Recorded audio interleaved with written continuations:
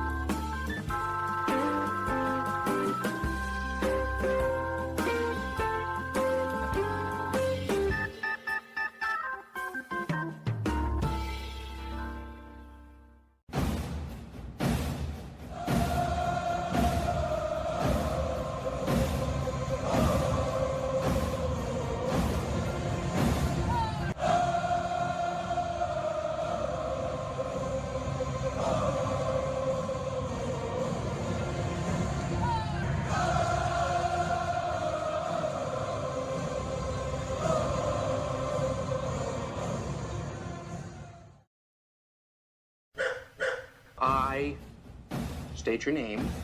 I state your name. Do hereby pledge allegiance to the Armchair. with liberty for all. You're in Braves country.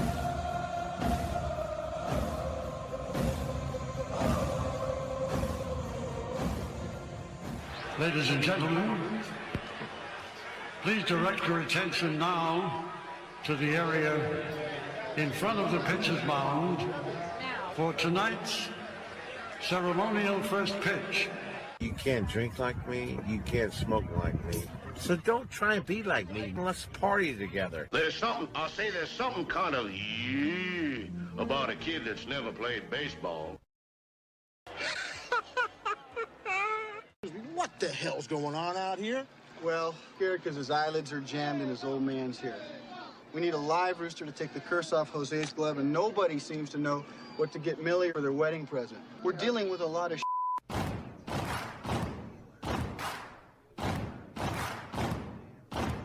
Baseball is a beautiful thing. It's more beautiful in an old park. It's asymmetrical and quirky. But even in a dome with artificial turf, it's beautiful.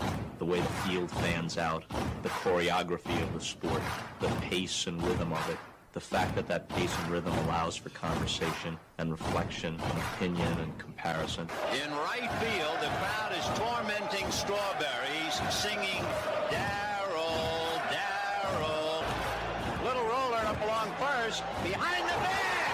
It gets through Buckner. Here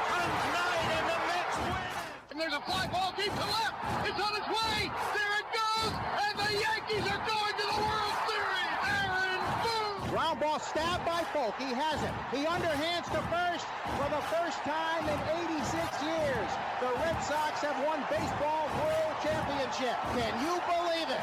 It's a pastime, something you do. It's entertainment, something you watch. And it's a shared experience, something you talk about and read about. But you can apply those same three criteria to other things. What makes baseball special is that it's the best game that's ever been devised. Smith corks one into right down the line. It may go.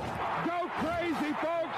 Go crazy. Sure as God made green apples, someday the Chicago Cubs are going to be in the World Series. A little bouncer slowly toward Bryant. He will glove it in front of Rizzo. It's in time. And the Chicago Cubs win the World Series. Cubs win. What a lucky break. The good Lord wants the Cubs to win. How can you not be romantic about baseball? If baseball is about caring, about loyalty and rivalry, Braves fans are on their feet hoping for some kind of a bleeder or a seeing-eye single. Here's the 1-2 pitch. Fastball hit high and deep down the right field line. It's going back, back, back. Is it fair? Is it zip, boom, bam, it's gone. Ram-a-lam, ding-dong, a 3-run shot, and your Atlanta Braves have taken a 1-run lead. She's gone, baby! There's a very peaceful thing. It was created and played in pastures and meadows. There's grass, there's outdoors, there's everything that people thought was American and feel about America you get in a ballpark. And it's the wonder of walking through that dark tunnel and seeing a huge open space where men play the little boy's game.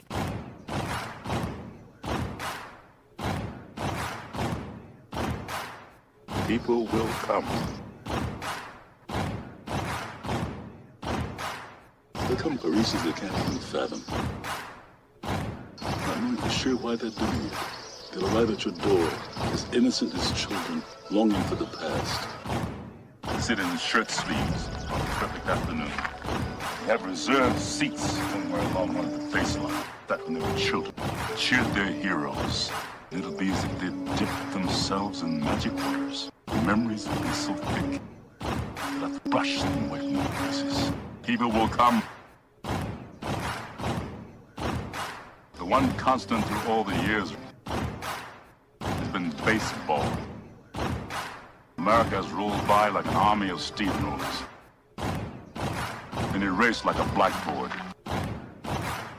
Rebuilt and erased again. Baseball to mark the time. This field, this game, it's a part of our past.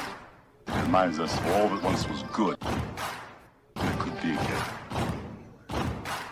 Oh, people will come. People will most definitely come. We're all told at some point in time we can no longer play the children's game. We just don't know when that's going to be. Some of us are told at 18, some of us are told at 40. But we're all told.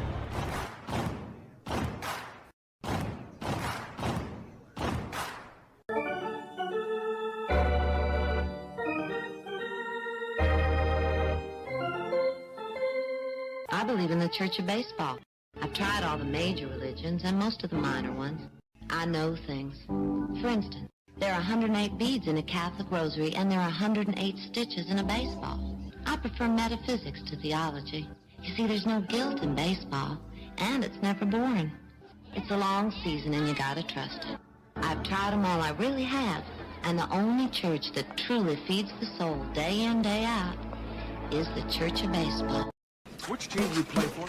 Well, I'm a... Well, I was just wondering, because I couldn't figure out why you would throw home when we've got a 2-run lead. You let the tying run get on second, and we lost the lead because of you. Touch them all, Joe.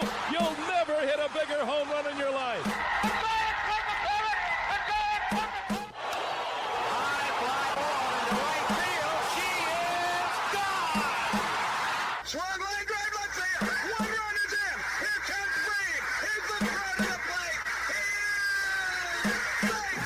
You're in Braves country. If there's a bigger thing going on right now, I don't know what it is. We're down to one strike here. Gurriel, the last hope for the Houston Astros. And here's the 0-2 pitch. Swung on, bounced over to Dansby. Dansby fires it over to Forrest. And here comes the dog pile. Fire the cannons in the battery. Do the chop all throughout Braves country. Pop that top. Your Atlanta Braves have won it all. Here's a list of the players we'll be inviting to camp. I never heard of half of these guys. And the ones I do know are way past their prime. Most of these guys never had a prime. This guy here is dead. Cross him off, then. The local press seems to think we'd save everyone a lot of time and trouble if we just went out and shot ourselves. We got uniforms and everything. You know, you might think about taking Jesus Christ as your savior instead of fooling around with all this stuff. I like him very much. He no help with curveball. You trying to say Jesus Christ can't hit a curveball?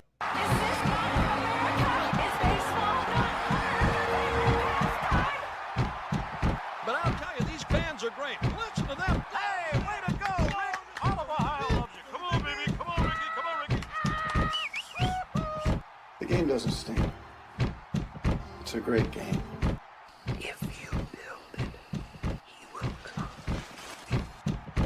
You know, one of the best things about being an ex-big leaguer is getting freebies to the game. Call the front office, bingo. And once these fans recognize me, I probably won't even have to pay for my light pyramid. I love them. Good seats, huh? You're in the wrong seat, buddy. Come on. Oh, I must be in the front row. Come on. Ladies and gentlemen, welcome. We direct your attention now to home plate. Please remain standing. We call your attention to our band here today. They will be jointly directed. And now, another fixture. Our national anthem. Oh, say can you see by the dawn's early light what so proudly we hailed at the twilight's last gleaming, whose what stripes and bright stars through the perilous fight o'er the ramparts we once were so gallantly streaming, and the rockets' red glare, the bombs bursting in air, gave proof through the night that our flag was still there. Oh, say does that star-spangled banner yet wave o'er the land of the free and the home of the brave? At this time, ladies and gentlemen, we'd like to introduce today's teams as participants in this historic game. Play ball! Good seats, hey, buddy. He missed the tag! He missed the tag! He missed the tag!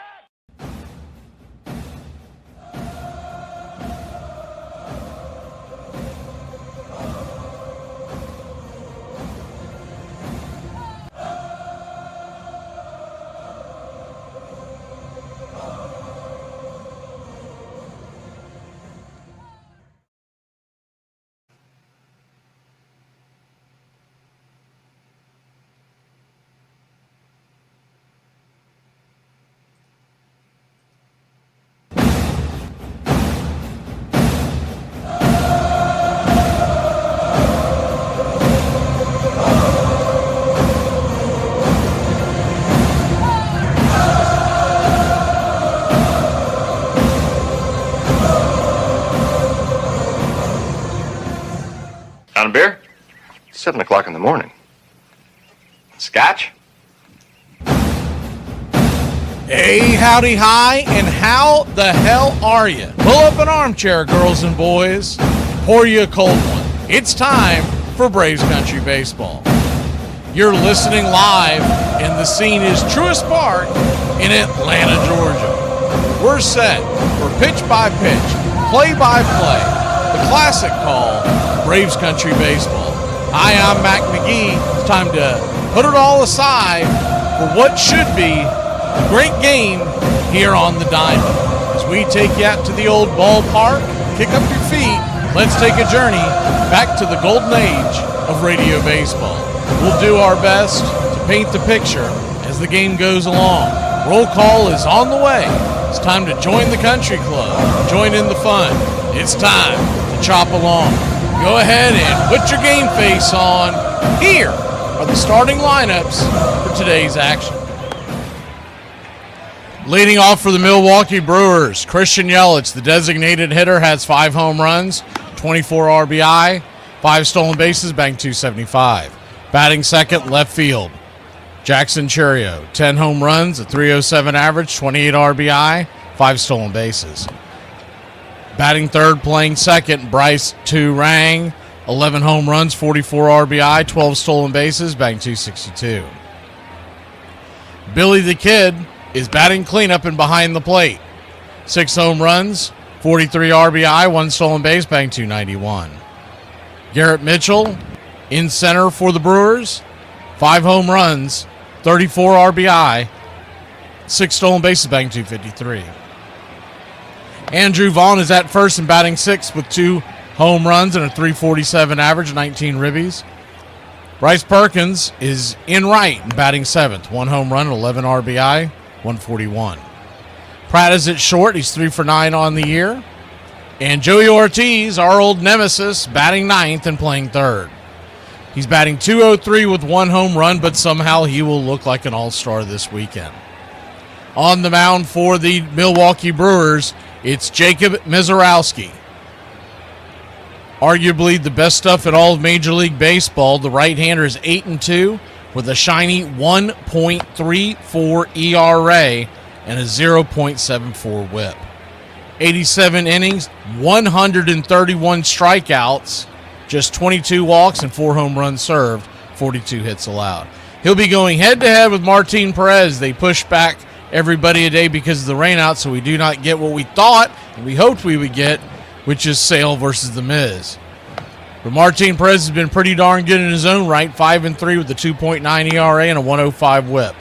62 innings, 51 strikeouts, 44 hits allowed, 21 walks, and 6 home runs served. Backing up Martin in the bottom of the first inning, leading off and behind the plate, it's the Drake Baldwin. 14 home runs, 39 RBI, batting .298. Ozzie Albies batting second, playing second. .278 average, 10 home runs, 37 RBI. Matt Olson batting third, playing first. 20 home runs, 51 RBI, a .276 clip. The Dominator is batting cleanup.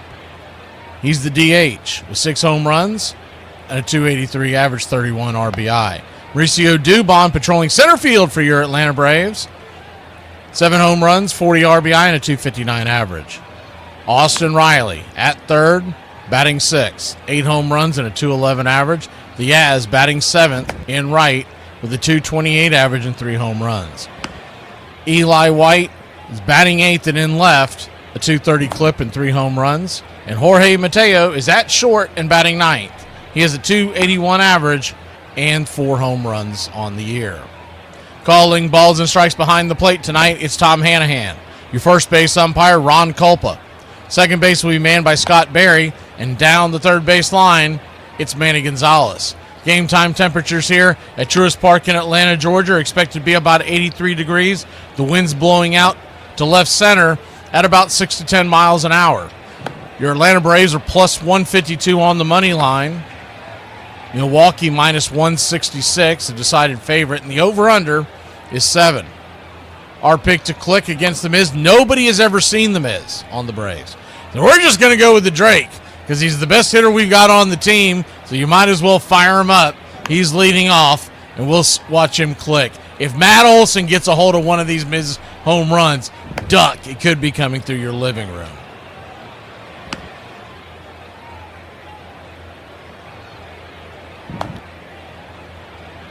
we got on this team is a bunch of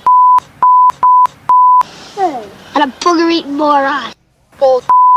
That booger-eating spaz make me want to puke. Keep playing like this, we'll be the laughing stock of the league. All right, boys, let's get back to basics. This is a baseball. The object of the game is to keep the baseball within the confines of Braves country.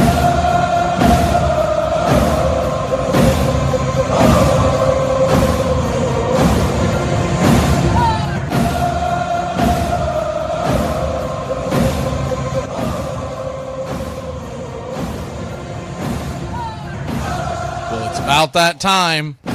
Grab you a cold one. Find you an armchair. Atlanta Braves baseball right here on Braves Country Radio. Your modern-day Superstation, bringing you pitch-by-pitch, play-by-play of your Atlanta Braves and our one-of-a-kind production. Take us anywhere you go for over 300 play-by-play games right here on the BCR. Please like and subscribe today. Don't forget to hype the videos. It helps the smaller stations to bring folks in so we can all root this great game on together. Join the country club today, and a special thanks to all the members in the country club. You help support the BCR. Get this bus moving. Stop. Come back. Too late. Roll call! Yeah, roll call! You're in Braves country. We'll start off at about the 7 o'clock spot. Good to see you, Uncle Charlie and James Ray. Mark, Ricky, Ricardo, Lucy, he's home. Scott Smith, SS. Iron Lung.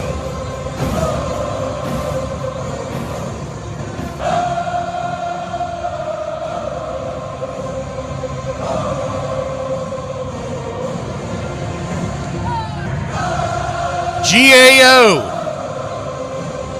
was his name-o. David Keith in the house. I beg your pardon, we didn't promise you a rosemary garden.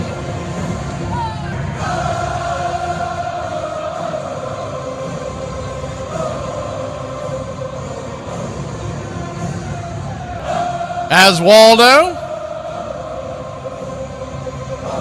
Royal Pita, Justin Green Machine,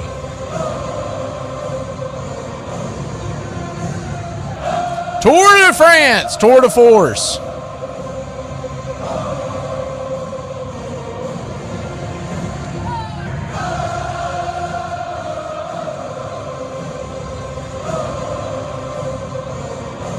Randy Brown, Big Truck, keep on turning.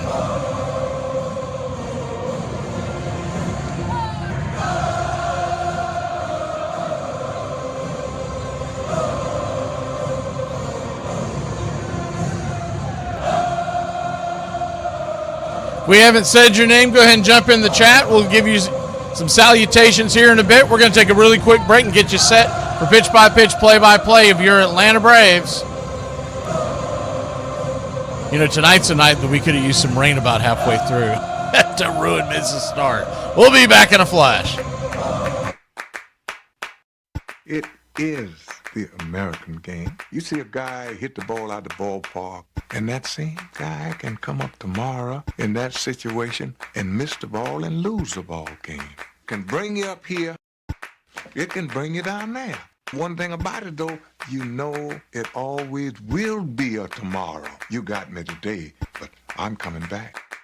Think about it. What is there in your life, besides your love of family maybe, that carries all the way through from almost your earliest recollections till the day you die, and you care about it in one way or another?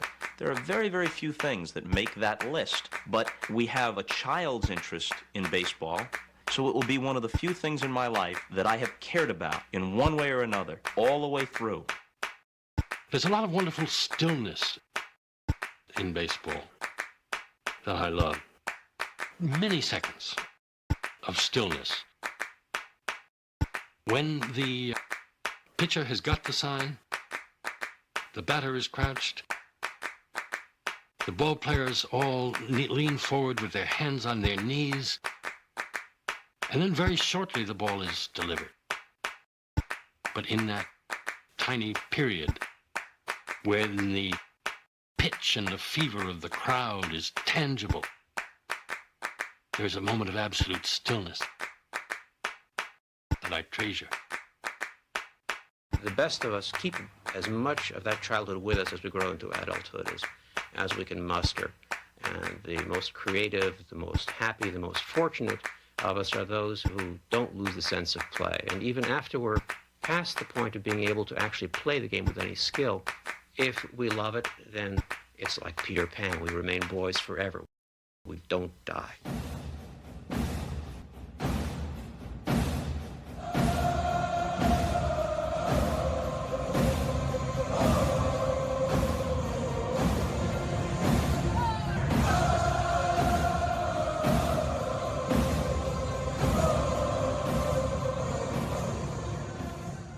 Ladies and gentlemen, we interrupt our program of dance music to bring you a special bulletin from the radio news. Sit quietly and we will control all that you see and hear. There is nothing wrong. You are about to participate in a great adventure. You are about to experience the awe and mystery. You unlock this door with the key of imagination. Beyond it is another dimension, a dimension of sound, a dimension of sight, a dimension of mind. You're moving into a land of both things and ideas. You've just crossed over into Adventures in Time and Space.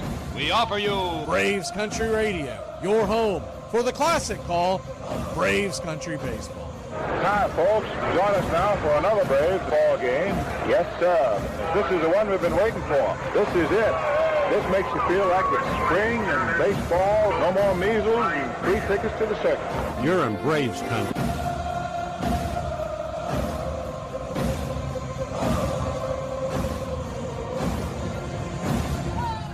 This is a reminder, disorderly conduct will not be tolerated. Please respect your fellow fan and refrain from any unruly behavior. Failure to comply with these guidelines will result in ejection.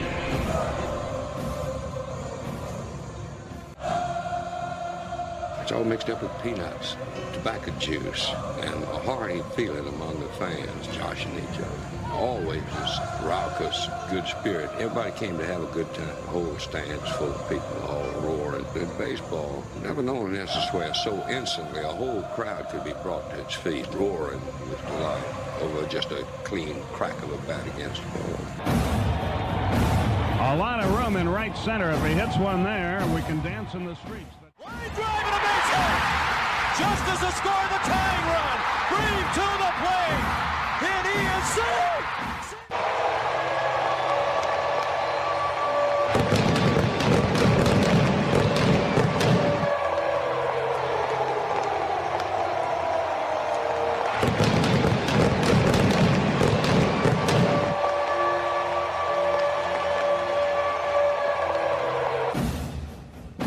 We're 1 out away, Braves country, from a trip to the World Series.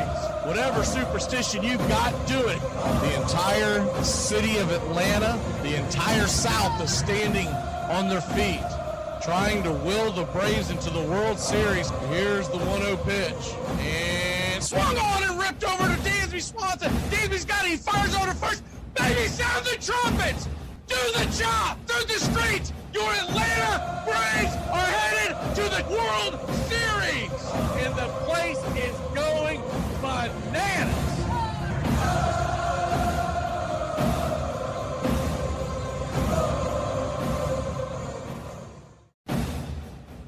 Although edited, tonight's thriller contains suspense and violence which may be unsuitable. Parental discretion is advised.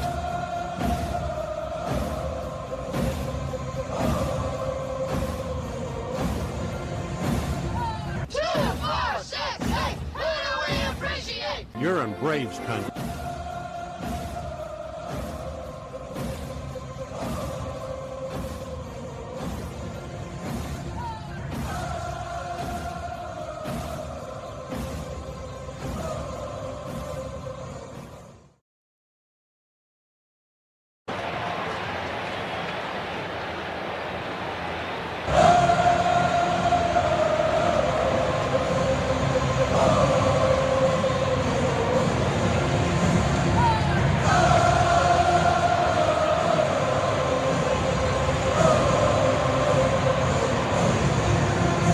Welcome in, Braves country.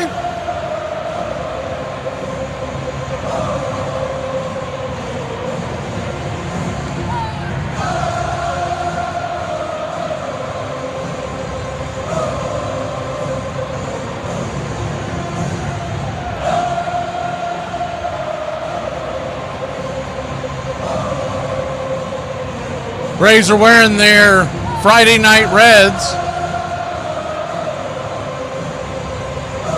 Braves across the chest in navy, outlined in white on a red jersey. Tomahawk the same, striped in gold. Milwaukee Brewers are wearing their road jerseys, the gray pants with the light blue tops. And the Milwaukee Brewer ball cap, one of the best ones, I think, in all of sport. Atlanta Braves wearing a blue ball cap with the red bill, representing the city of Atlanta. Since 1871, from Boston to Milwaukee to the A. Martin Perez firing his final warm-up tosses. And as soon as the 3D kicks in, we will bring it to you.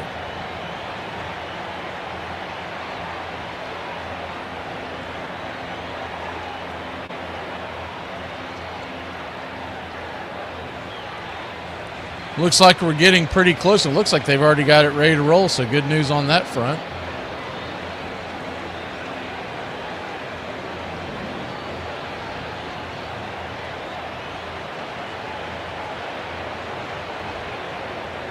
Left to right across the outfield, it'll be Eli White, Mauricio Dubon, and the Yaz. Round the horn, third to first. Riley to Mateo, Ozzie, and Olsen. Behind the plate is Drake. And, of course, on the bump is Martin Perez. Martin Perez, we have his just updated a little while ago, so you might have to refresh your screen, but we do have Mateo's Las Matas emoji ready for you country club members. His hometown and his nickname.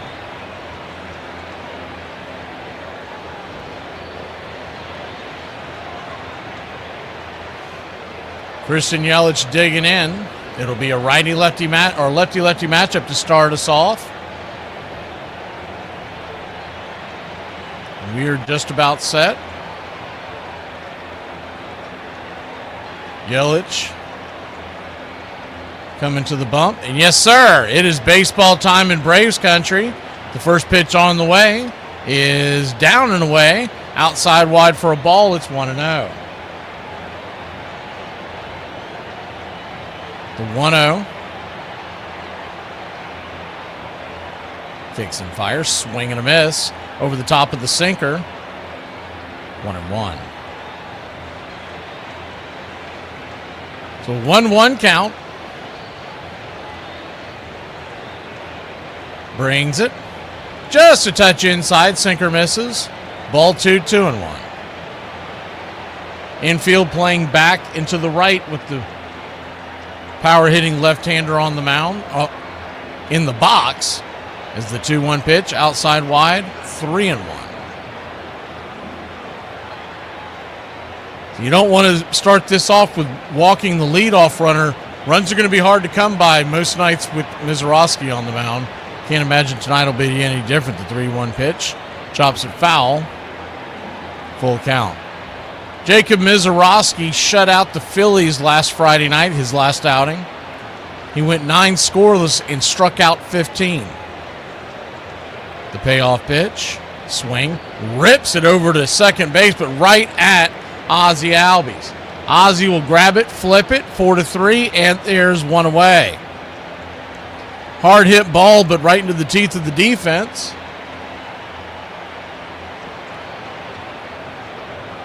And that'll bring Jackson Chourio to the plate. The youngster Chourio. 6'1", 199-pounder.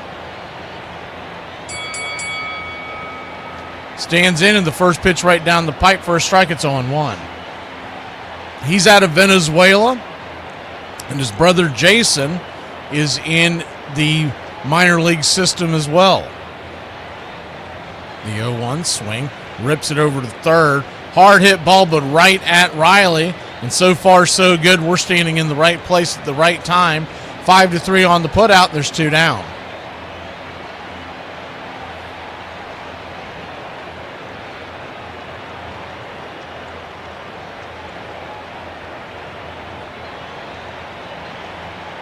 Two up, 2 down. And Bryce Strang, the left-handed bat, second baseman, all-star, standing in. First pitch is upstairs. Misses high, 88-mile-an-hour sinker. It's 1-0. 1-0. Dixon fires. Drops the sinker there, kisses the black, and it's 1-1. So a 1-1 count.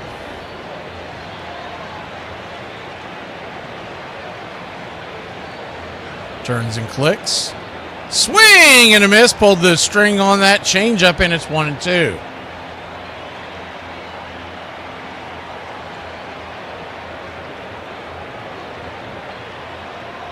The 1-2.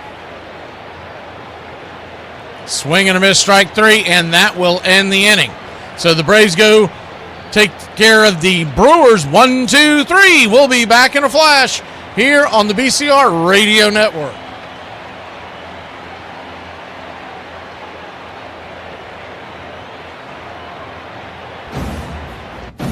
Where do you come from? Where do you hail from? You're in Braves country.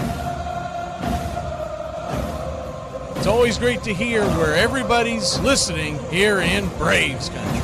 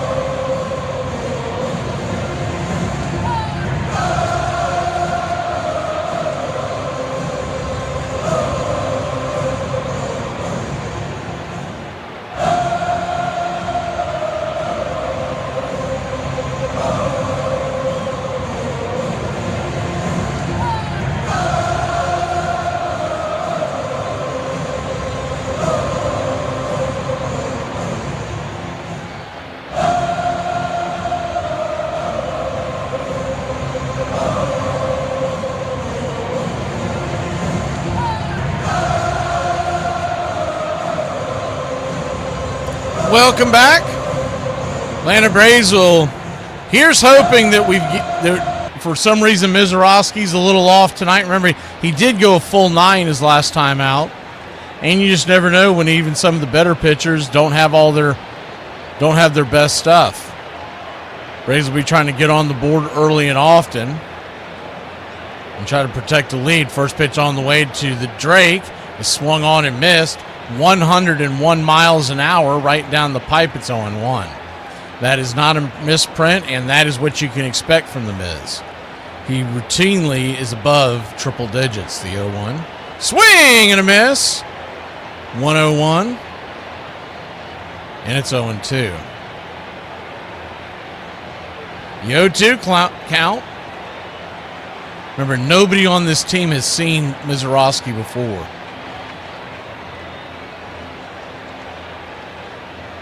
The 0-2. Blows it right by him. 102 miles an hour, top of the zone. A little bit high and out of the zone, and there's one away. So one strikeout on the night for Mizorowski. His over-under tonight out in the desert was 8.5.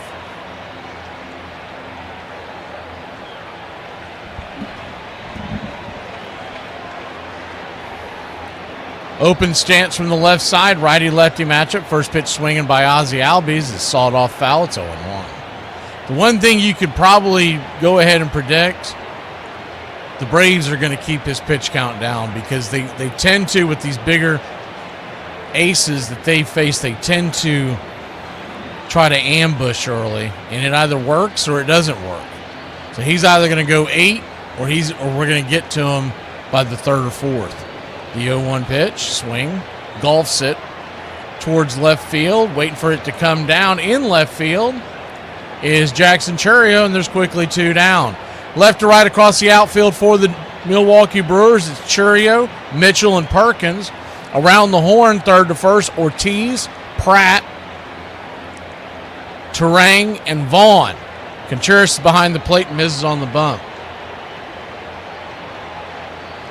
I guess when that whole Mayer thing didn't work out for Pratt, he started playing shortstop for the Brewers. Righty-lefty matchup. Matt Olson takes the first pitch, P at the knees. It's 0-1. The 0-1. Jacob Mizorowski has a 5-pitch mix, but he leans on that four-seamer 63% of the time, and not a shock there. Why not? It's a good one. The 0-1, check swing upstairs. It's 0-2. He throws the slider 14%, curve 11, cutter 10, and then a show-me changeup at 2%.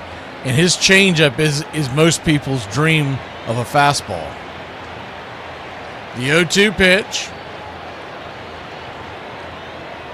Swing. Slices it foul. 0-2 once again. This will be pitch number 9 on the inning for Mizorowski.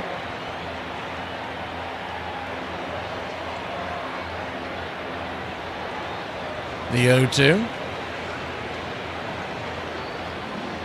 Swing, chops it over towards first base. It's going to be a 3-1 putout, and that'll end the inning.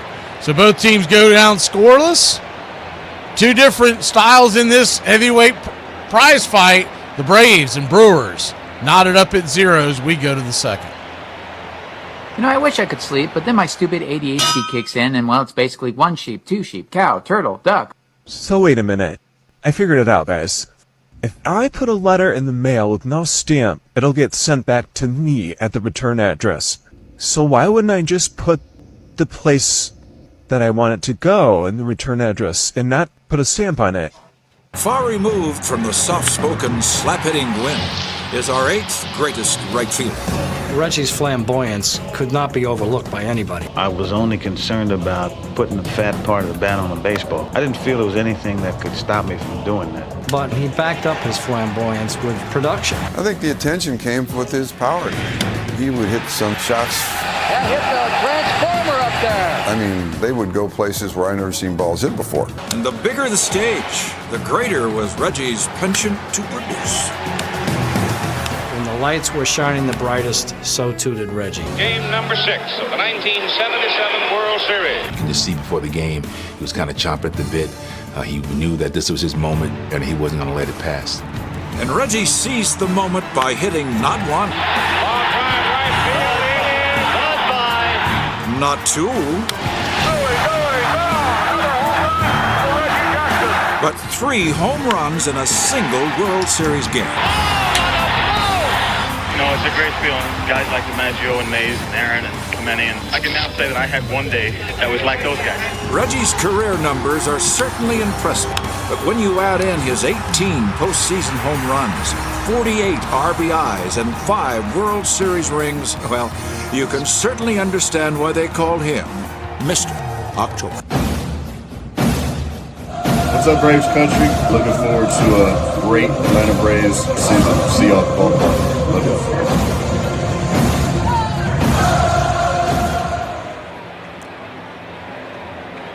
Welcome back. We go to the top of the second.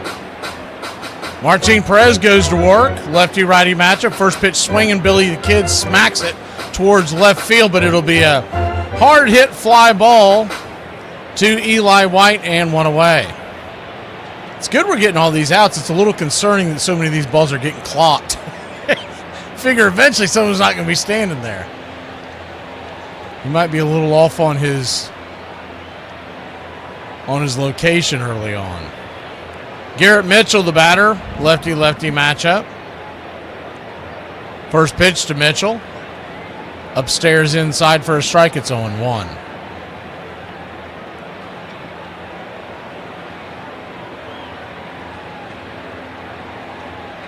Mitchell batting .253 on the year. The 0-1 swing and a miss over the top. It's 0-2. 5 home runs. Guys who have seen Martin Perez in their career, real quick stats for you, is the 0-2 just misses 1-2. Mitchell has never seen him, nor has Pratt, but Ortiz is 2 for 2. Perkins is 0 for 4. Vaughn 2 for 11, and Contreras 4 for 8 is the 1-2 down and away 2-2. Terang 1 for 4. Churio 2 for 6, and Yelich 3 for 11. Now you can all add 1 to all of them because that was before the game began. The 2-2 swing and a miss, strike 3, and there's 2 down. Martin Perez, second strikeout of the day.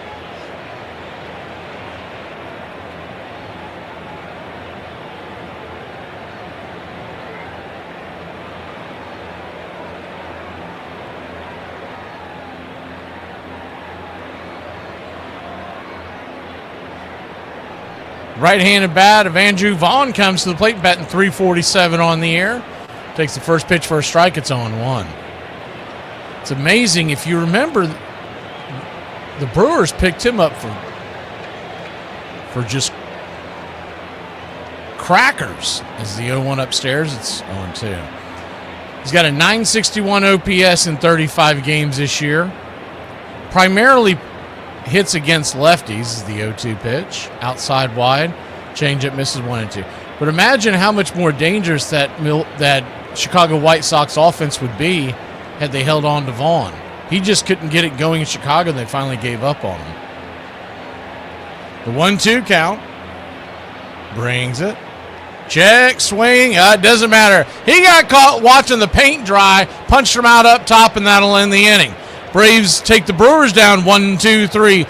Time to face the Miz. Face the music when we come back. Mizorowski back to work when we return. What's for dinner?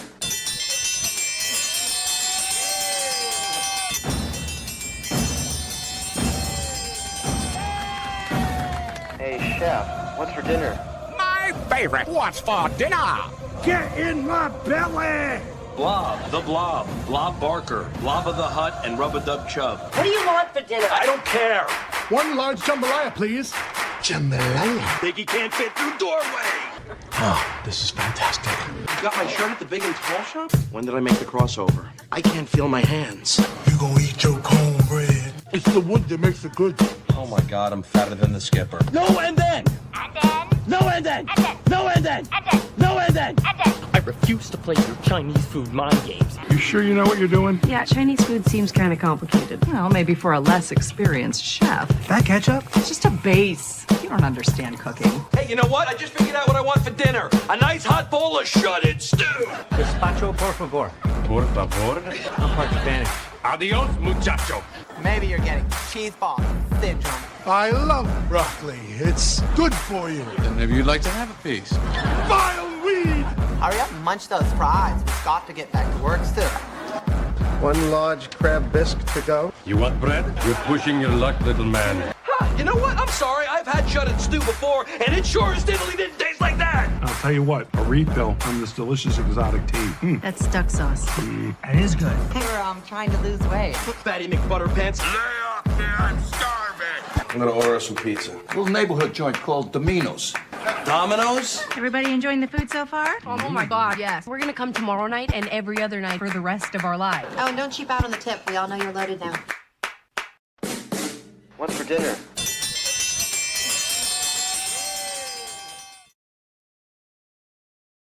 Welcome back. First pitch down and in to Dominic Smith. Misses for a ball. It's 1-0.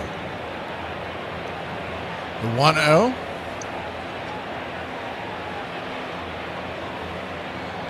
Brings it. Swing and a miss. Cutter down and in. 1-1. 97 miles an hour on that one.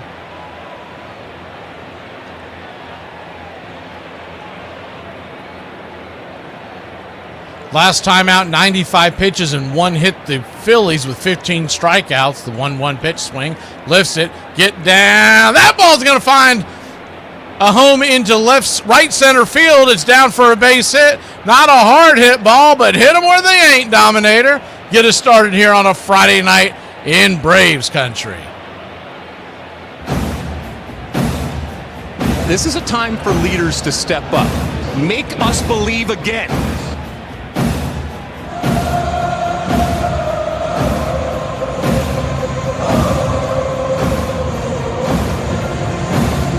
Welcome to the United States of you just got nominated.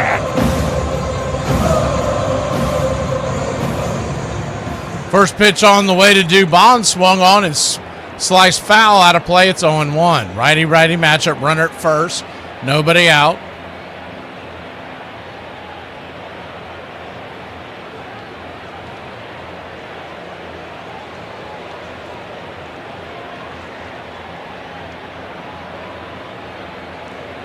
The 0-1 inside. Misses 1-1.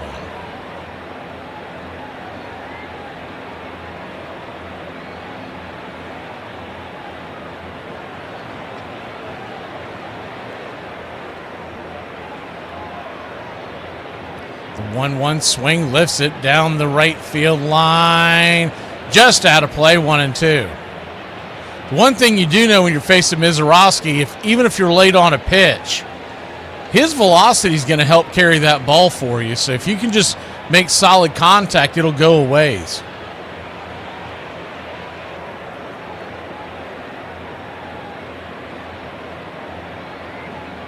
The 1-2.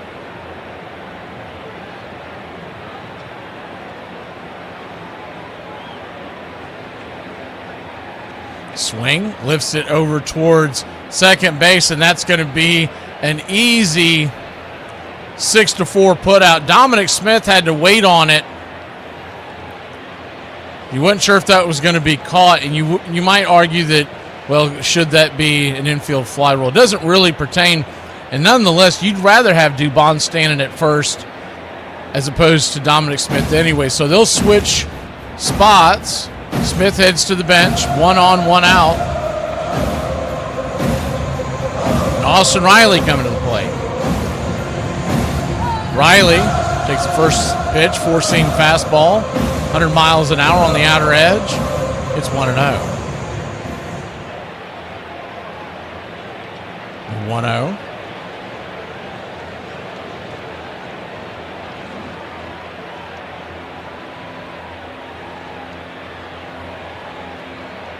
Dixon fires, swing, chopper into right field. That's down for a base hit. Through the hole, seeing eye single, and your Atlanta Braves have first and second.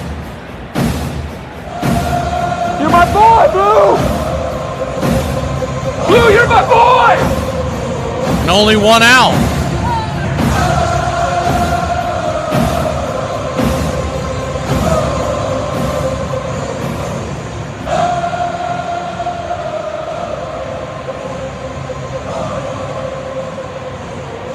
Yaz coming to the plate.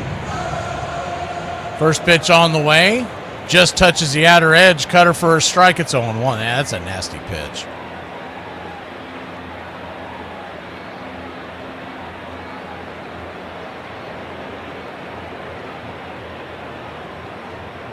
The 0-1. First and second, 1 out. Slider snaps on the outer edge. 0-2. What they call a slider at 95 miles an hour really looks more like a cutter. I guess it's all relevant when you have that kind of velocity. The 0-2 count. Swing, chopper, over to second. Turang probably had a chance to get the runner at second, but he went to first. So we'll have runners at second and third and 2 outs. It's a close play, but it does look like that they got him. But because of where the ball was hit, Riley had to stutter step to make sure the ball did not hit him as it went by. And if Turang turns around, he's going to have runners on the corner as opposed to second and third. But there are 2 outs. Eli White, the batter. Righty. First pitch swing and a miss. 103 miles an hour. Bringing it. It's 0-1. So now any kind of a bloop, seeing eye single, anything would probably score both Dubon and Riley. The 0-1. 4-seam fastball. Sawed off foul. It's 0-2. 0-2 count. Mizorowski still at a low pitch count, only 23 pitches.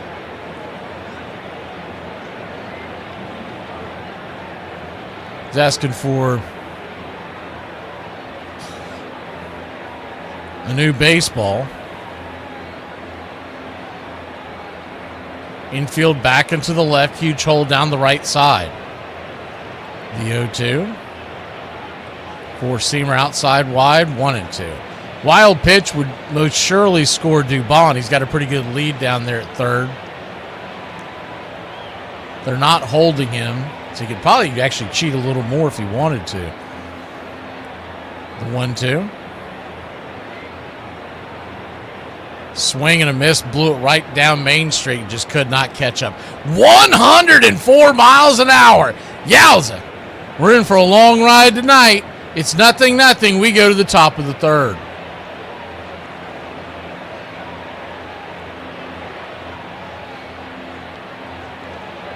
Then, just like that.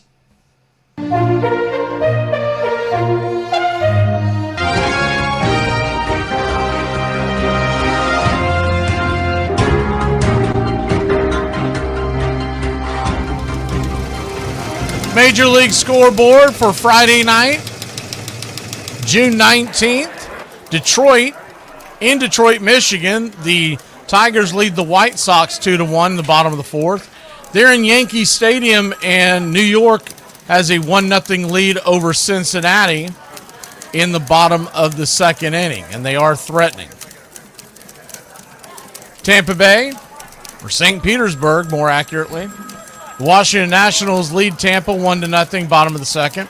1-1 Giants and Marlins all knotted up down on South Beach. They're in the second inning. And, of course, 0-0 your score here in Atlanta. Later on tonight at 8:05, you got the Padres at the Rangers, Guardians at the Astros, and the Cardinals at the Royals, along with the Pirates at the Rockies. That's all taking place in the 8 o'clock hour. 9 o'clock hour at 9:40, it's Angels at the A's. Diamondbacks host the Twins.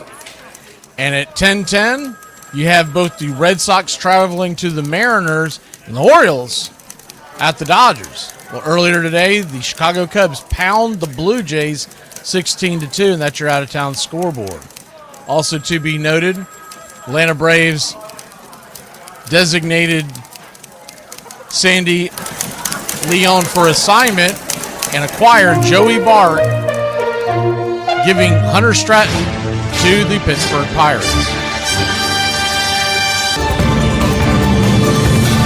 Cover the point spread, cover the point spread, cover the point spread, cover the point spread. First pitch on the way is right there, cutter at the knees to Perkins. It's 0-1. The 0-1.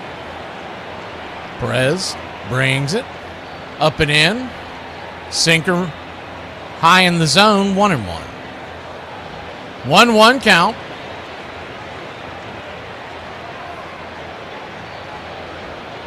Swing, chopper down the third base line, 1-2. Harris once again is not in the lineup. I'm sure most of y'all have noticed that. They said he's feeling better, he's getting treatment, and he could possibly even pinch hit tonight. They said that they haven't ruled out an IL stint, but they hope that can be avoided. The 1-2. Down and away, 2-2. 2-2 count.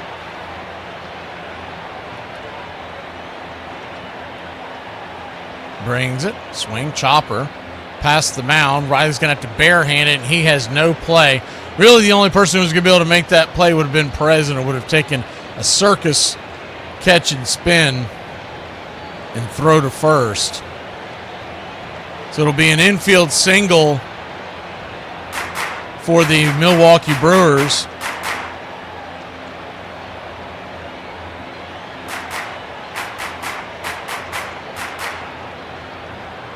I'm going off the assumption Michael Harris doesn't start, because I don't think he's going to start tomorrow. Kyle Harrison is a pretty nasty southpaw, and I don't think that's when you bring Michael back. As Perez flips it over to first to keep Perkins close by, Pratt at the plate. And so then you get to Sunday, and unless he's just feeling incredible, they may wait to determine if they need to put him on the IL, because you can always backdate it. You don't want to rush it after he's missed this many games. First pitch right there for a strike to Pratt. It's 0-1. Infield back into the left. Double play depth.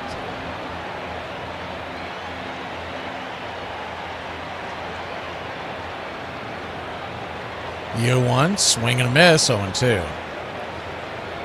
Both Garrett Bauman and Owen Murphy are pitching today in Gwinnett. It's a part of their doubleheader. These are two guys you may see up at some point this year for Atlanta.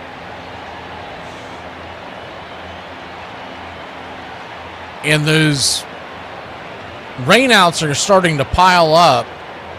The Braves will play 28 games in 31 days in August, the 0-2. Caught looking, strike three, punched him out on the outer track, and there's one away. Good movement on that changeup from Perez. Looked like it was a little out of the zone, but did not challenge it. Good frame by Baldwin. Braves will play 28 games in 31 days in August, including 17 of the last 18.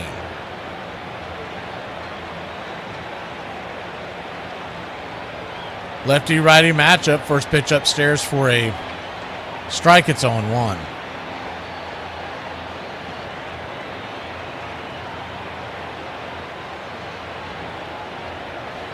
And they will face the Yankees, the Mets, Diamondbacks, Nationals, Brewers, and Dodgers all in the month of August. The 0-1 pitch, swing, rips it up the middle, and that's going to be a bouncer into center field. And they've got runners at first and second, one out. So Anthopoulos is going to have to make moves at the deadline just to get some depth, because that really is terrible timing to play that many games in the month of August when it's hot. Guys are worn down anyways, and now you're putting on the fact that they're not going to have many off days.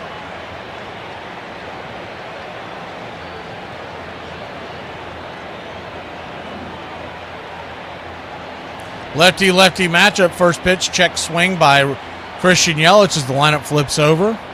Taps it foul. It's 0-1.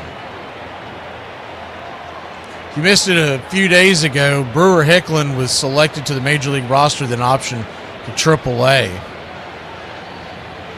And he's batting .316 with the .900 OPS in 56 AAA games this season. The 0-1. Sinker. Bangs it down foul. It's 0-2.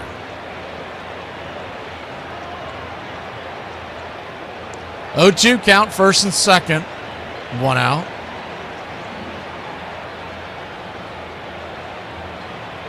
And he does play the outfield position for folks who are not familiar with him. The 0-2 just misses Cutter. 1-2. He's a 30-year-old. So he's not some young prospect, but really just need him to be able to hit well this year, maybe call upon him at some point. Martin Perez steps off the rubber and motions back towards second base, but holds on to the ball. That will count as a disengagement.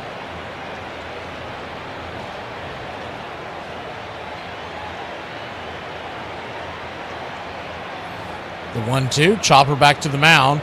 Martin's got it. He'll flip it to first, and there's two down. That's the good news. Bad news, Brewers now have two runners in scoring position.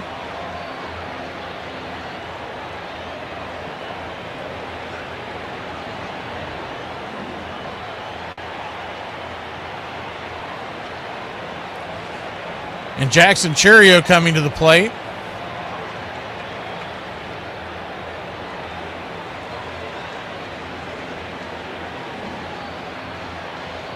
Second and third, 2 outs. Lefty, righty, first pitch. Changeup down and away. 82 miles an hour on that one. 1-0. 1-0. Kicks and fires. Changeup off the plate, 2-0. They might be pitching around him. Terang, the left-hander, standing on deck. And Perez. Looks like they're going to go ahead and automatically walk him. So they tried to see if he would chase a couple. And they're going to send him down to first. They'll take their chances with Bryce Terang. That'll load the bases, but you do get the lefty-lefty matchup.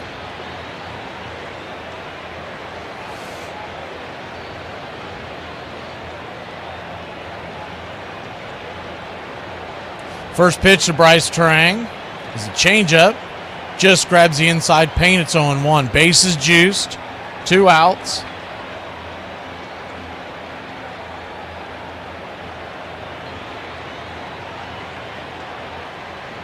The 0-1 pitch. Swing. Chopper through the hole. And nobody's going to be able to get to it in time. Mateo stops it from getting to the outfield. But the Brewers have an infield single. And it's 1-0.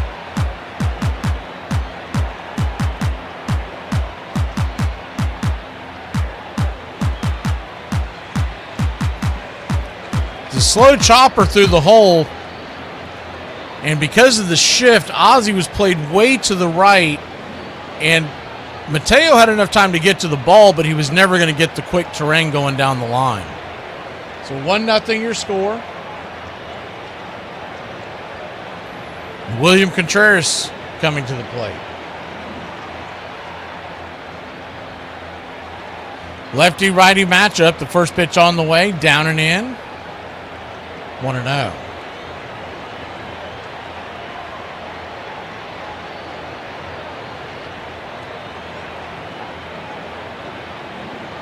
The 1-0. Outside wide. Changeup misses. Ball 2-2.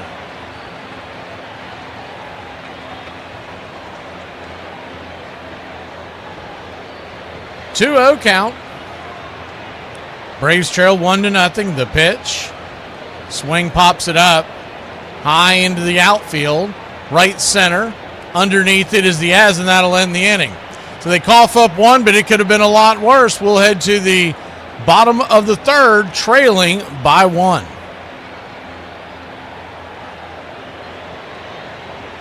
I believe in mass deportations, and I want the following groups rounded up immediately. People who say especially. Dear God, anyone who refers to their wife as mother. Anyone who says it's a great day to have a great day. People who buy French bulldogs. People whose houses are spotless, but when you walk in, they're like, sorry, I didn't get a chance to clean up. People who say, I did a thing. People who don't know that doodles are just mutts. People who have never waited tables. I said, hey, pick a color number sequence and stay with it for rhythmic purposes. So I demonstrated. Blue 85, blue 85, sit up. So Randall Cunningham, he was the best, man. He got up there, he had a great voice. He'd go, Aqua 22, Aqua 22. I'm like, Aqua. The next time he might get up there, he'd go, Turquoise 19, Lavender 66. I'm like, dude, you're killing me, man. He's like, Gru, you take this too serious, man. That's good. You know, he was the best, man. Number 7. It was the turn of the century. Dead ball era was in full swing, but no one told Hall of Famer Sam Crawford. His contemporaries describe him as a powerful hitter. Crawford shared the outfield with the very best hitter of his time, Ty Cobb. But there was one category where not even the Georgia Peach could match the exploits Wahoo Sam. Sam Crawford could hit triples like nobody's business. He holds the all-time Major League record triples. Now that is an awful lot. He possessed great power. Many old-timers say if he was playing with today's lively ball, he would rewrite the home run record. And in this era, the triples are really indicative of a power hit. The ball, by the end of the game, is almost like a squishy grapefruit. And Sam Crawford is hitting this ball into gaps, line drive power. If he had played in later years, he would have certainly been a home run champion. Aqua 22, Turquoise 19. Welcome back. First pitch on the way to Jorge Mateo is off the edge for a ball. It's 1-0. Friday night in Atlanta, Georgia, the Braves trail Milwaukee 1-0. The 1-0. Kicks and fires. Cutter bounces to the backstop, 2-0.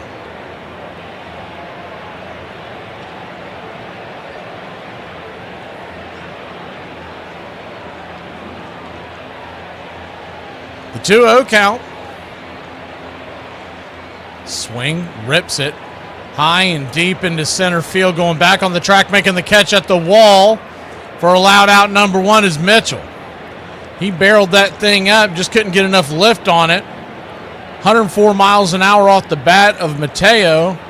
But Mitchell was right there. 1 away.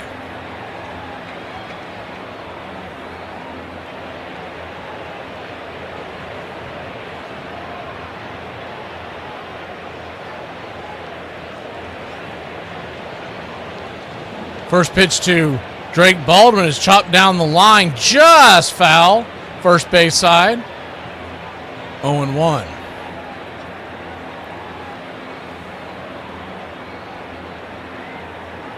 He's got a feel just making contact with it. He struck out on 3 pitches last time up. Blew him right by him, every one of them.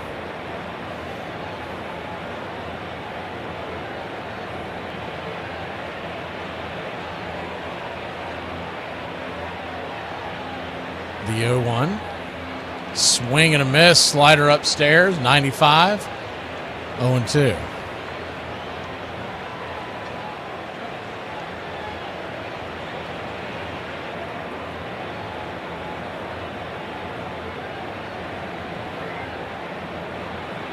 The 0-2 count.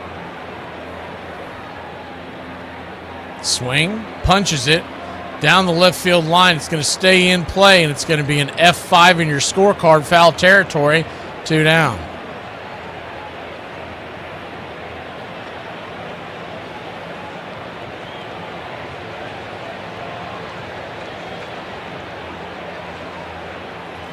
Brewers lead at 1-0. Braves with 2 hits.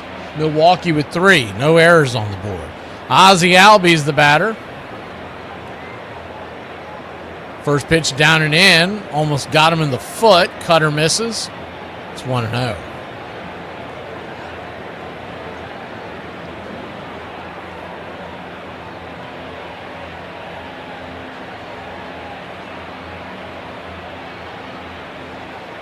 The 1-0. Swing and a miss. 102 miles an hour. 1-1. Congratulations to the United States soccer team. They beat Australia today 2-0, or 2-0 as they like to say. The 1-1 pitch, swing, pops it up. High fly ball into center field. When it finally comes down, it'll be an F8 on your scorecard, and that'll end the inning. Braves go down quietly, 1-2-3. Mitchell, Vaughn, and Perkins due up when we return. Off with your dry January. I mean, well done. Yeah, well done. If you're doing dry January, well done you. Yeah, it's really good. I'm really proud for you. I'm really happy that you told, absolutely everyone. Well done you. I mean, I wouldn't say that you're self-obsessed and need to get out more, maybe get a hobby or maybe enjoy life because we don't know how many days we've got left on this earth. But well done you. Off with your dry January. This is how you answer a door in my neighborhood. Batting third, playing right field, Roberto Clemente. 12-time All-Star and the league MVP in 1966, Roberto was one of the most dynamic players to ever put on a uniform. In Pittsburgh, they call him the Great One. He's one of those guys that I would have paid to watch. They're still trying to figure a way to pitch to this batting king. 4 batting titles, the 3,000 career hits, 317 lifetime average. If Roberto can reach the ball, he'll swing at it. Roberto could hit, oh yes, but his fielding was legendary. Everybody knows he was a great hitter, but he was one of the most unbelievable right fielders. Defensively, he had no peers. His 12 gold gloves will attest to that. A bullet for an arm. Almost 5,000 outs could be traced directly to the great one. He's going to try for third. It may be close. He's out. Greatest right fielder in the game of baseball, Roberto Clemente. Bobby, congratulations on a great World Series. The 71 World Series was a showcase. Did anybody ever have a better World Series? Clemente hit .414 with 12 hits in those 7 games and cemented his legacy with one throw. What a throw! And what a magnificent performance from Pittsburgh's right fielder, the great Roberto Clemente. Hey y'all, it's time for Appalachian Word of the Day. The word of the day is Ultima. Hey honey, are you a Nissan? Because I want you Ultima self. Welcome back. First pitch from Perez to Mitchell. Is a sinker there for a strike. It's on 1. Infield back into the right. Outfield deep and straight away. The 0-1 pitch. Just off the track. Sinker. 1-1.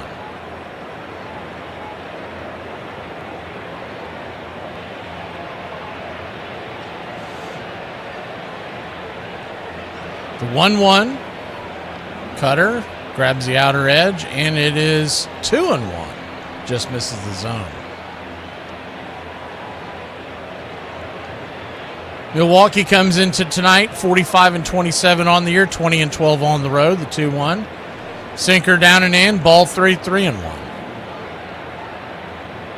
Braves come in 46-27, so a half game in front of Milwaukee in the overall standings. 22-13 at home. The 3-1 pitch swing. Chopper, hard hit ball over to Ozzie. Ozzie's got it, backhands it, fires it to first. Olsen with the grab, 4-3, 1 down.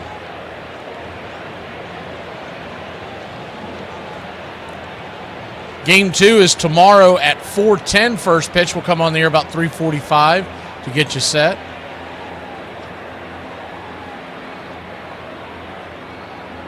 And then game 3 is Sunday at 1:15. Will come on the air, 1:35 first pitch. First pitch swing, and here's a four-seam fastball ripped down the left field line, and that's going to be extra bases. Vaughn heading for second. It'll be a one-out double for the Brewers, and trouble brewing once again here in the 4th. Martin Perez just got way too much of the plate there. That was sitting dead red. Vaughn launched it over Riley's head. No chance of grabbing it there on the third base side.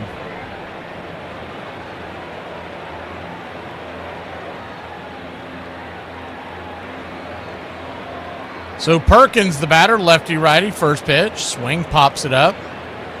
Can of corn over by third base. Riley's got the apron out. He'll make the catch, and there's 2 down.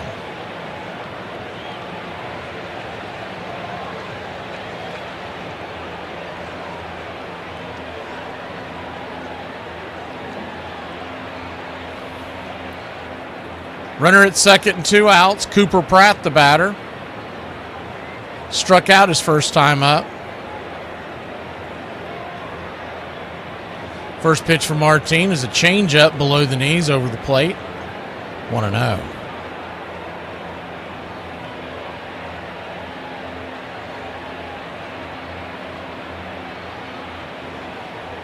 The 1-0. Swing and a miss. Changeup over the top. 1-1. Joey Bart that will be coming to the Braves. If you're wondering about him, it shows you the sign that the Braves know they're going to be without Sean Murphy's services for quite some time, and they had to do something because Sandy Leone was just not getting it done. The 1-1 swing and a miss, 1-2.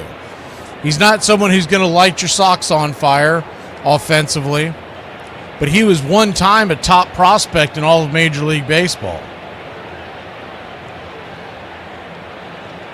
He is batting .259 on the year, which is, I mean, compared to what we've had behind the plate when the Drake's been hurt, he's damn near Ty Cobb. The 1-2. Grounder over to short. Mateo scoops it and fires a perfect bullet to first, and that'll end the inning. We'll go to the bottom of the 4th here in Braves country, trailing 1-0. Day. I use a drink. Nothing like a cold one after a long day, huh? So, how much do you drink? I'd say I'm good for about 10 or 12. 10 or 12 a week? That's not bad. About a week. You drink 10 or 12 beers a day? You counting beers too? How reckless of me. I made you all wet. Yes, but my martini's still dry. She turned out to be a part-time model and a full-time pickpocket. Oh, yeah. I've been known to drink a beer or two. But then again, I've been known to do a lot of things. You drinking anymore? Oh, me? No, I quit drinking, You dude. never gonna drink again? Nope. You wanna stop at the bar by the Chinese restaurant? Just get a quick shot, me and you, and then we'll go? Yeah, the bar they got in the back. The Chinese bar? Okay. What's shaking? All 4 cheeks and a couple of chins. I thought you said they didn't have alcohol. Run back to your mix master. Cook up a few more of these. Cigarette? No, I never touch them. Yeah. I suck them down like Coca-Cola. I expose people to magic. I expose them to something they're never otherwise going to see in their boring, normal lives. And I gave that to them. I may forget about them tomorrow, but they'll live with that memory for the rest of their lives. And that's a gift, man. One of the women said that she was afraid she might OD. I thought that was a limit drop. I didn't think it was tequila. What's that got to do with me? You and me are gonna have a small talk later on. I'll be busy thinking of things to say. Doesn't your wife ever complain that you never spend any time with her?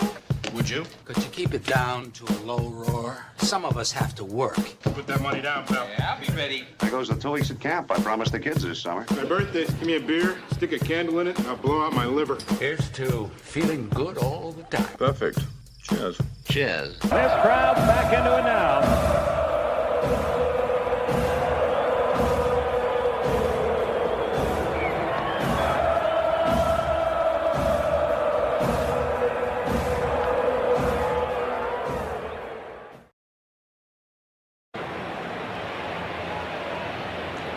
Welcome back, Matt Olson.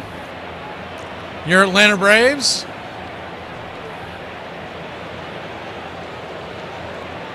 Set to take on the Miz once again. First pitch down and in for a ball. It's 1-0.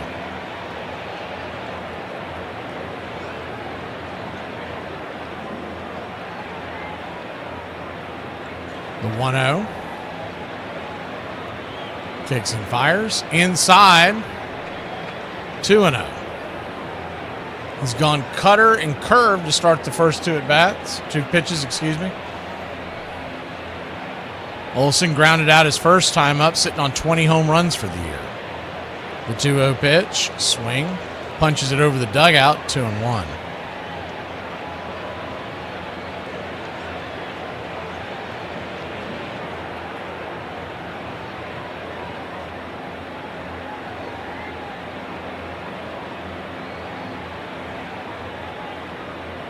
The 2-1, swing. Dribbles it down the line, foul, first base side. That'll even it up.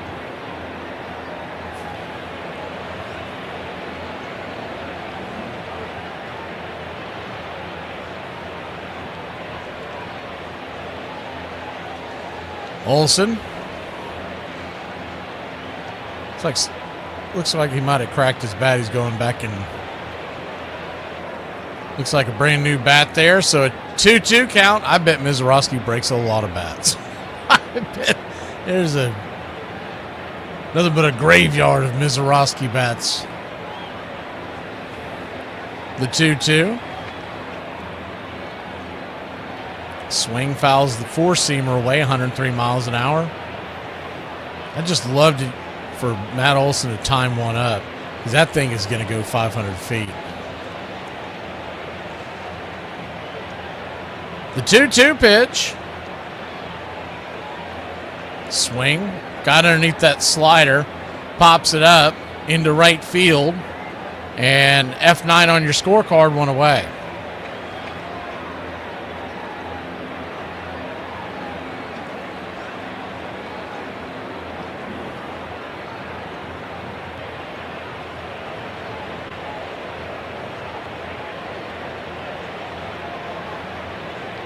One up, one down, and Dominic Smith, the batter.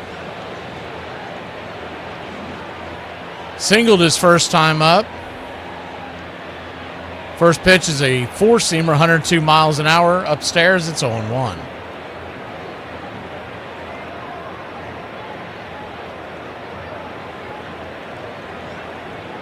The 0-1. Swing and a miss, 102. Rising high and out of the zone. So an 0-2 count.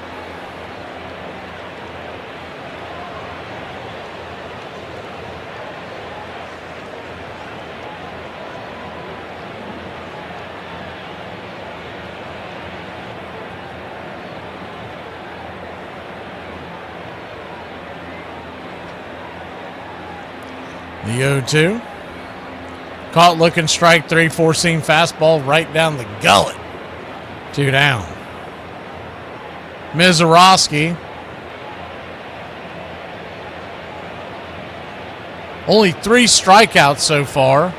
It's a little surprising how dominant he's been. His ERA now down to 1.29. But that was his 4th 3-pitch strikeout of the season, and that by far leads the major leagues. The second tonight.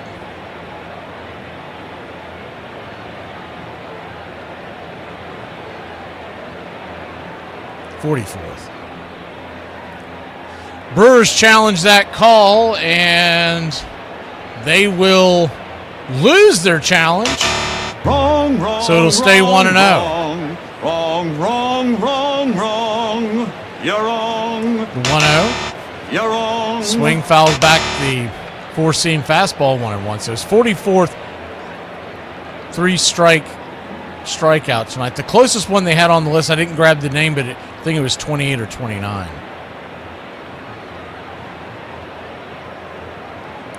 The 1-1 swing. Chopper just got a piece of it. Curveball. 1-2. 1-2 count.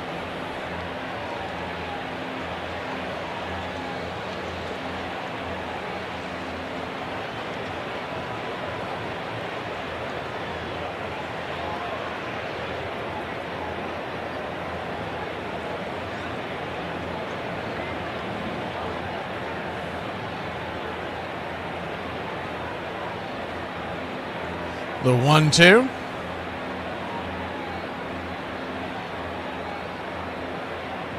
Pitch on the way. Swing. Pops it up. Down the right field line. It should stay in play. It will. And that'll be an F9. So the Braves go down.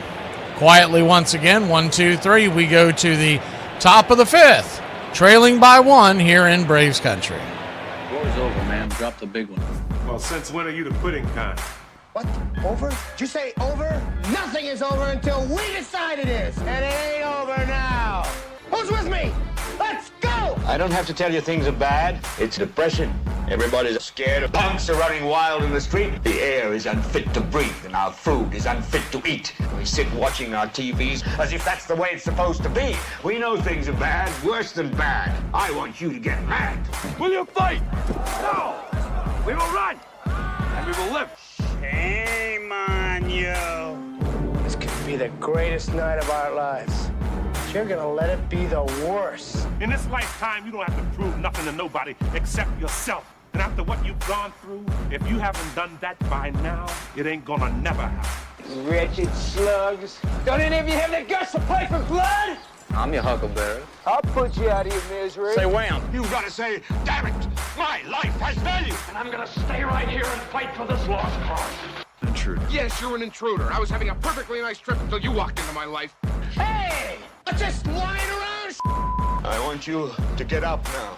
I want all of you to get up out of your chairs. I want you to get up right now and go to the window, open it, and stick your head out and yell, I'm as mad as hell, and I'm not gonna take this anymore! Right. Psychotic, but absolutely right. We gotta take these bastards. Are they yelling in Atlanta? Are they yelling in Atlanta? I'm as mad as hell! They're yelling in Atlanta? Son of a... We struck the mother load! I'm mad as hell! I'm mad as hell! I'm not gonna take it anymore! And this crowd's back into it now. I didn't think you had it in you. You look like somebody just walked over your grave. You play for blood, remember? Like I missed something. Yeah, we're all officially kicked out of school. That makes sense. Welcome back, Martin Perez. Fires the first pitch. Outside wide for a ball. It's 1-0. Braves trail 1-0. Top of the 5th, the 1-0. Fouls it back 1-1.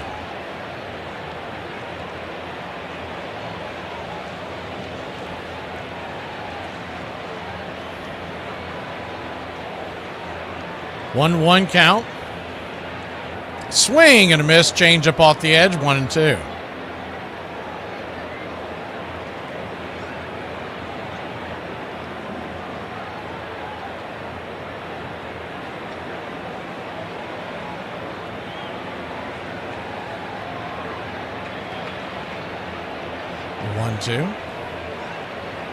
Perez setting up on the inside is Drake. The pitch on the way. Swing lifted out to right field, drifting back towards the track, making the catch just before the wall is Mike Yastrzemski, and there's one away.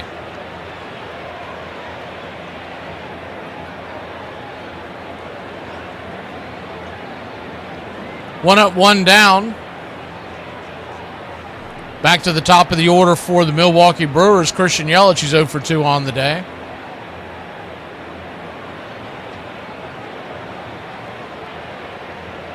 First pitch is below the knees, sinker. It's 0-1. It's again didn't challenge, but that was definitely a ball. The 0-1. Swing, pops it up. High over the third base dugout. It's 0-2.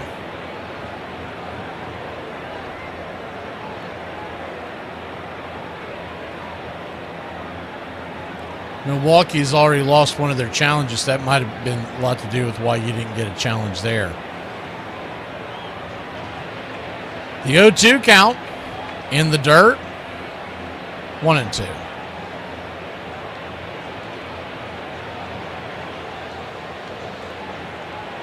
Another thing about Joey Bart that a lot of y'all probably are not aware of, he's from Buford, Georgia.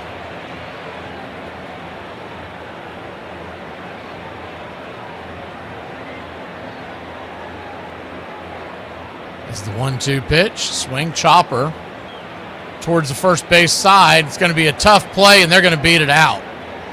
Slow developing, slow bouncer that Olsen had to turn and flip it to Perez, covering first base, and he was a step behind Yelich, so it'll be an infield single for Christian Yelich. Ball just kind of rolled into the middle of no man's land. But also about Joey Bart, played his college ball for Georgia Tech, and he was the Johnny Bench Award winner in 2018 as the best catcher in college baseball. He was drafted as the first pitch is a curveball down and away. Right for a strike, it's 0-1. Drafted by the Giants.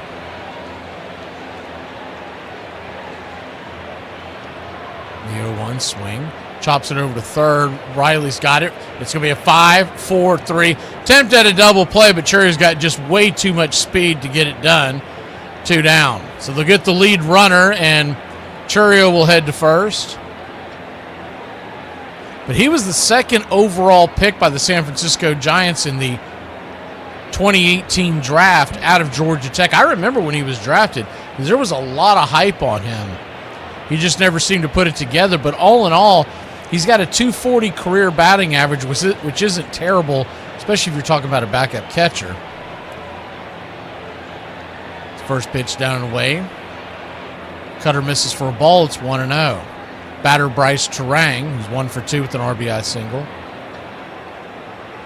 And his lifetime OPS in the bigs is .688. He's got 30 home runs and 119 RBI. The problem with Bart was the 1-1-0, high and inside 2-0. They were expecting him to be the second coming because he was drafted in San Francisco. They were expecting another Buster Posey. He never lived up to those standards, so that's why he ended up in Pittsburgh. And now Pittsburgh is pretty deep in the catcher position, and they needed relief pitcher help. Perez flips it over to first real quick to keep the runner close by. A 2-0 count. And also remember, Stratton began in Pittsburgh, so they're familiar with him. And it's one of those things where both teams had a need, and sometimes both teams can win a trade. The 2-0 upstairs for a strike, 2-1. Neither one of those guys is going to be a dominant piece for your bullpen or as a catcher, but anything was better than what we were rolling out there with Sandy Leone. The 2-1 count, swing. Chopper over to second, and Ozzy's got it. Flips it to first, and that'll end the inning.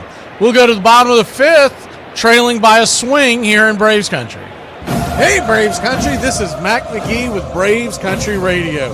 We are bringing you pitch by pitch, play-by-play of your Atlanta Braves all year long. Braves Country Radio, your home for the classic call of Braves Country Baseball. Whenever you went into Atlanta, you knew you were going to play the Braves, but you knew you had to deal with Chipper Jones every night.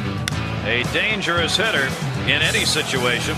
Anytime you got an opportunity to face him, you know you better step your game up and bring your A game. Any little mistake, he makes you pay for it. Goodbye, home run. Chipper Jones has got 2 on the night. He's that guy that can just wake up, roll out of bed, walk out on the baseball field and hit 3 doubles. That ball was crushed. It just seems to come really easy for him. Chipper Jones has posted some amazing numbers in his lifetime, and he did so from both sides of the plate.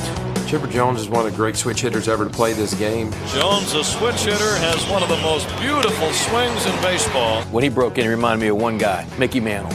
Very intelligent hitter. It's the same guy, both sides of the plate. Exactly the same guy. It was amazing. That's why Chipper Jones is an MVP, can do it from both sides of the plate. Got 30 home runs and 100 RBIs. That's a year in, a year out. Chipper's got his eye on the ball the whole way. Finds a way to get on that ball day in and day out. He gets great power with a compact swing. That's what makes him special. He's been Mr. Consistent. He's been the face of our franchise. He was the overall #1 draft pick in 1990, and starting with his rookie season 5 years later, he played a huge role in the Braves' success. The team of the 90s has its world championship. Jones has won a batting title and an MVP award. His 11 postseason appearances are the most of anyone on our list. Chipper Jones is the greatest Atlanta Brave player of all time. There's a handful of guys in the game that you can look at them and tell that they were made to play baseball. He's one of them.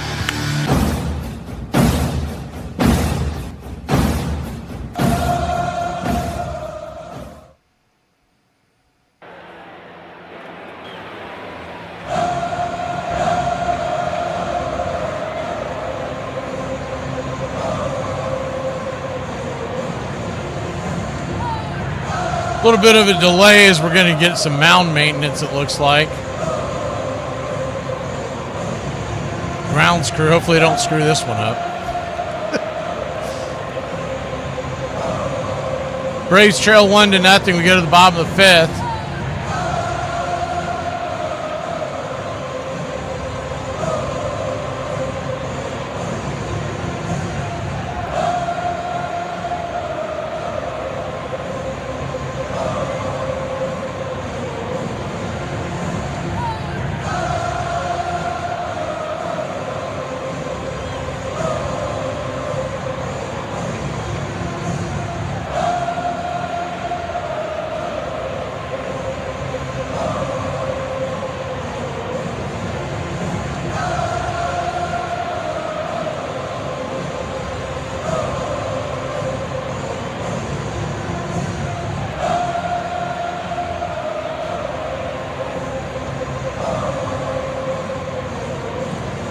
Braves trail 1-0, 1 run, 5 hits. No errors for Milwaukee, no runs, 2 hits, no errors for the Braves.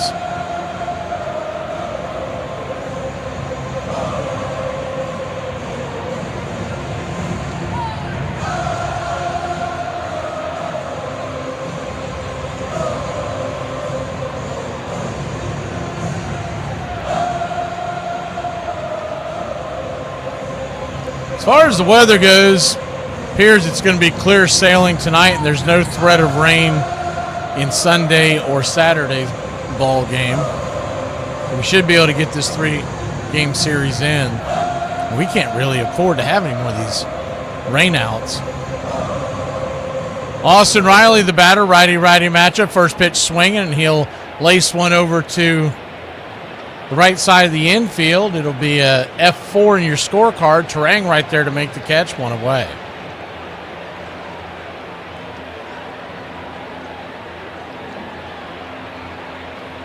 One down. Mike Yastrzemski coming to the plate. Grounded out to second his first time up. Only hits in the ball game have been Smith and Riley. They're the only two with base hits today for the Atlanta Braves. First pitch. Four-seam fastball, 101 miles an hour. Up top, misses high. It's 1-0. The 1-0. Right down the pipe for a strike.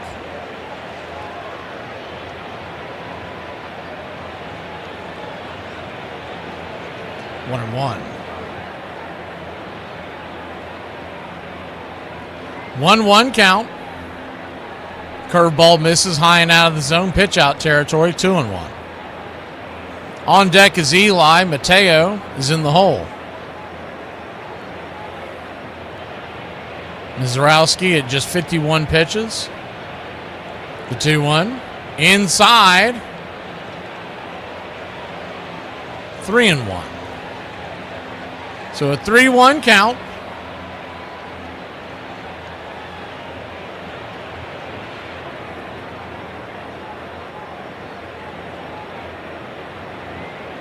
Brings it. Swing. Licked it into center.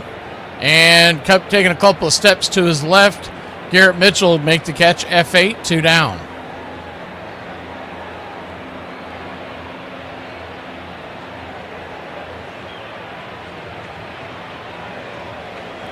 Two up, 2 down.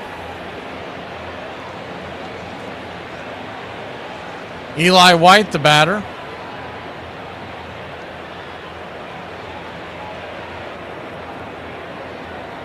First pitch to Eli is a four-seam fastball, 101 miles an hour out of the zone, 1-0. Tampa Bay has taken a 4-2 lead over the Nationals. They're in the bottom of the fifth. The 1-0 swing and a miss, 1-1. Mets and Phillies are off today. They're back at it tomorrow. Mets beat the Phillies yesterday. That was the game that I watched yesterday. I don't know about y'all caught anything after the Braves got postponed once again. The 1-1 to Eli. Swing. Fouls it back, 1-2.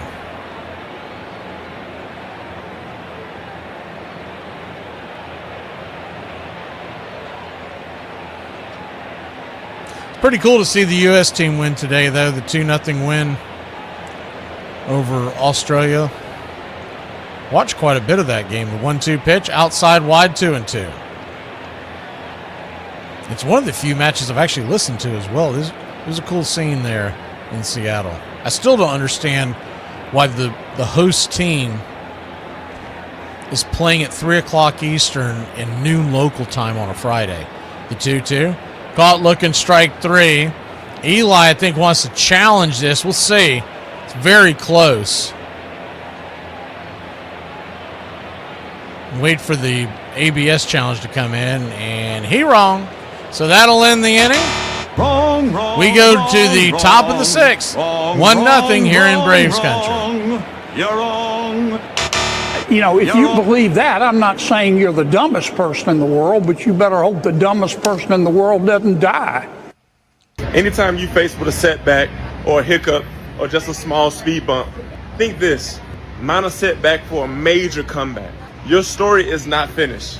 Until you have your very last breath on this earth, there's an opportunity for you. Whether it's growth, whether it's learning, or it's simply just taking time for yourself. Don't allow disaster or failure or triumph to be a roadblock. It is simply just a minor setback for a major comeback. Believe in yourself.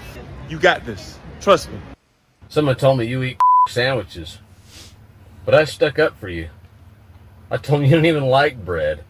He restores to Boston a sense of possibility, a sense of hope, a sense of maybe returning to the Fall Classic. Throughout the years, Fenway Park earned a well-deserved reputation as more than just a place to watch a baseball game. Fenway Park has hosted many non-baseball ventures here. It goes way back to the early years of 1914. We had a gala celebration on the field to raise money to purchase 3 elderly elephants from the Ringling Brothers Circus that would be donated to the Franklin Park Zoo. Since then, there have been high school and college football games. There was professional football by the Boston Redskins and the Boston Yanks that played here in the 30s and the 40s. There were wrestling matches, boxing matches for many, many years. Boston Patriots, who soon became the New England Patriots, played their home games here from 1963 to 68. You can go back to many political rallies of all sorts, even with the great Franklin Delano Roosevelt. Last campaign speech prior to the election, over 40,000 were here and probably 10 to 15,000 out on the streets. Shortly thereafter, he was elected for his 4th term. Join the Country Club today. Help support Braves Country Radio. Join the Country Club today.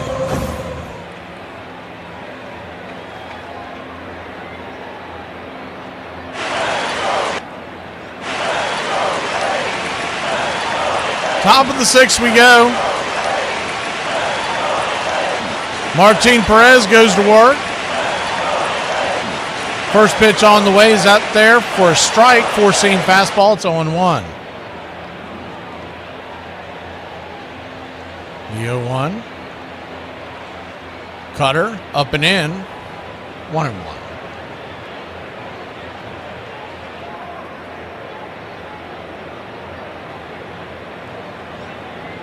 One count. Contreras the batter. Swing and a miss at the changeup. 1-2.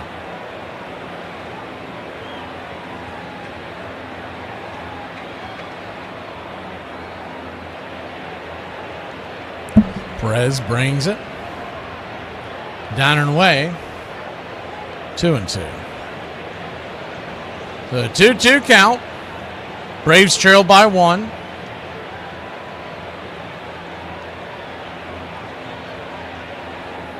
Lefty righty Perez turns and spins, and the cutter misses down and away. Full count.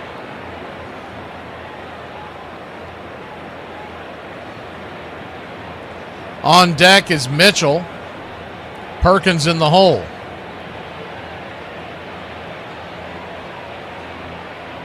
The payoff pitch just misses outside, ball 4, and he'll head on down to first.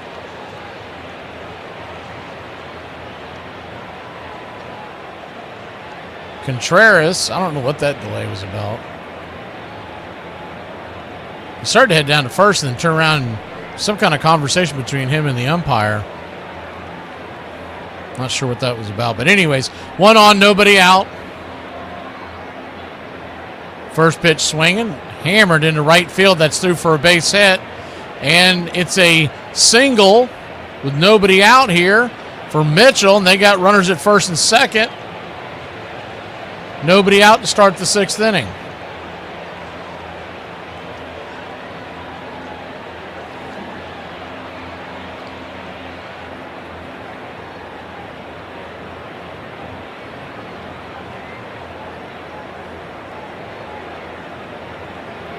Andrew Vaughn, the batter.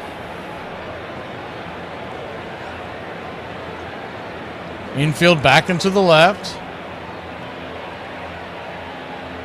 First pitch. Down and in. Change up for a ball. It's 1-0.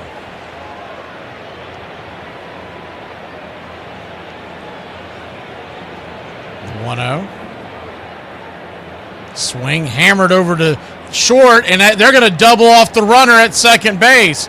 So score it an L6, 6-4 put out. Double play. That's a big one there. Talk about something that could be a rally killer. They had runners at first and second and nobody out, and just like that, Contreras was well off the bag when the ball was smoked, and he had no chance of getting back.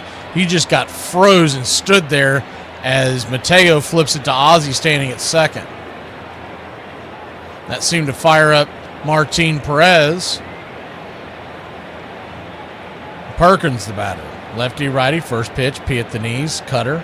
For a strike, it's 0-1. The 0-1. Giants and Marlins still tied at 1 in the 5th. The 0-1 pitch. Right there. 0-2. Cutter hit the knees.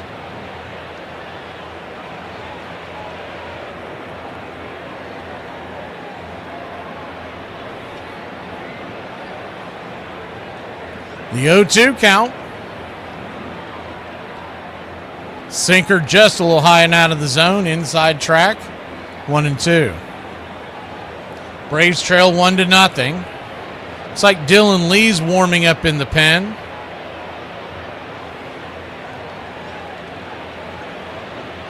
The 1-2. As Perez flips it over to first.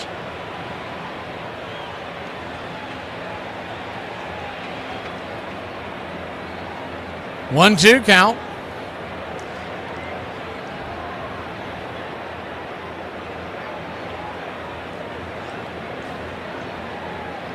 Pitch on the way. Change up down and away. 2-2. Braves' next scheduled day off is Thursday, so we play 3 at home against Milwaukee. And then we head to the West Coast where we're at San Diego beginning Monday night. The 2-2. Caught looking strike 3. He got caught watching the paint dry. Cutter, bang at the knees. We'll be back in a flash. We go to the bottom of the 6th. Braves trail by 1. We grab the sticks when we return. Now you have to understand that in those days in the South, a lot of things were still taboo. Certain people were not to mix. So Benjamin and I had to meet in secret. Oh, we knew if any of the bigots in town found out about us, there'd be a terrible scandal. And then one day I had to make a decision. Benjamin invited me to our senior prom. I didn't know what to do. Should I go out with this boy I really cared for? Or should I bow to the pressures of an unjust society? What did you do? I walked into that gymnasium on Benjamin's arm. Heads turned, jaws dropped.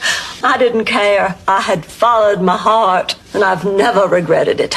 John, it's terrible to think that the two of you were almost kept apart just because Benjamin was black. Black? Benjamin wasn't black. I went to my senior prom with a Yankee. George Brett, the best hitter in the American League. Wow, that man was out of doubt best contact power hitter there was. George Brett was a wizard with the bat. He used the entire field. He could hit the ball as hard as anybody. Brett lines it for left field. When we go to Kansas City, I was like, please don't pitch to this guy, because I don't feel like running all over the place. You know he was going to just tear that wall up. When Brett finished his 21-year career with 1,119 extra base hits, he had more than any other third baseman. Ran hard, played hard. What a play by Brett. His all-around hustle, it was contagious. He's off to the races. Because he led by example, it made us do the same thing. I always felt comfortable. I didn't care who was pitching. I don't care how much success he had against me in the past, and just try to put myself in a position to do something special. Brett was named the AL MVP in 1980 after flirting with the 400 mark late into September. He knew how to play the game. George Brett has his 3,000th hit. He lived for the moment. The Kansas City Royals are the 1985 World Champions.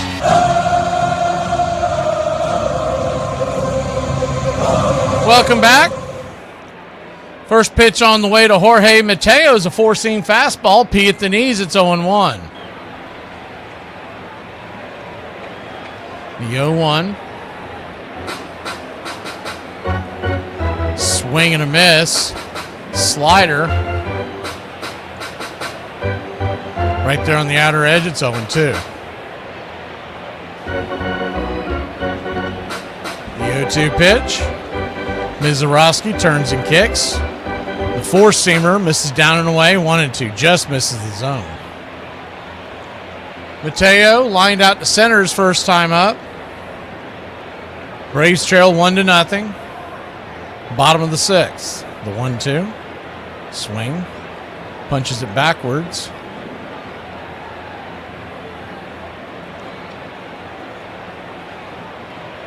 Tomorrow it's Sale, and Saturday it is Bryce Elder. The 1-2 pitch.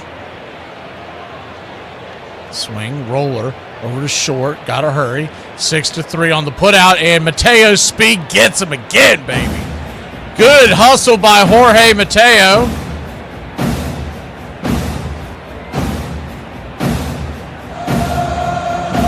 One on, nobody out.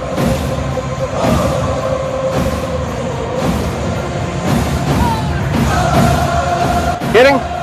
Not about muscle. Yeah, it looks like they're taking a look at Mateo. In relation to the trajectory God of G bless, we can't afford for him to get hurt too. Remains a constant. It's not complicated. But Richardson was waving.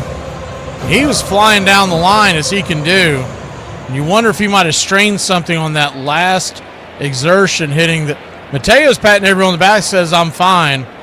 And you hope that he is. You hope he's just not toughing it out, because a guy like Mateo, who has struggled for his opportunity in this game his entire career, and he's had his ups and downs, you know he doesn't want to come out of the game. So he's going to tough it out, and here's hoping it's not going to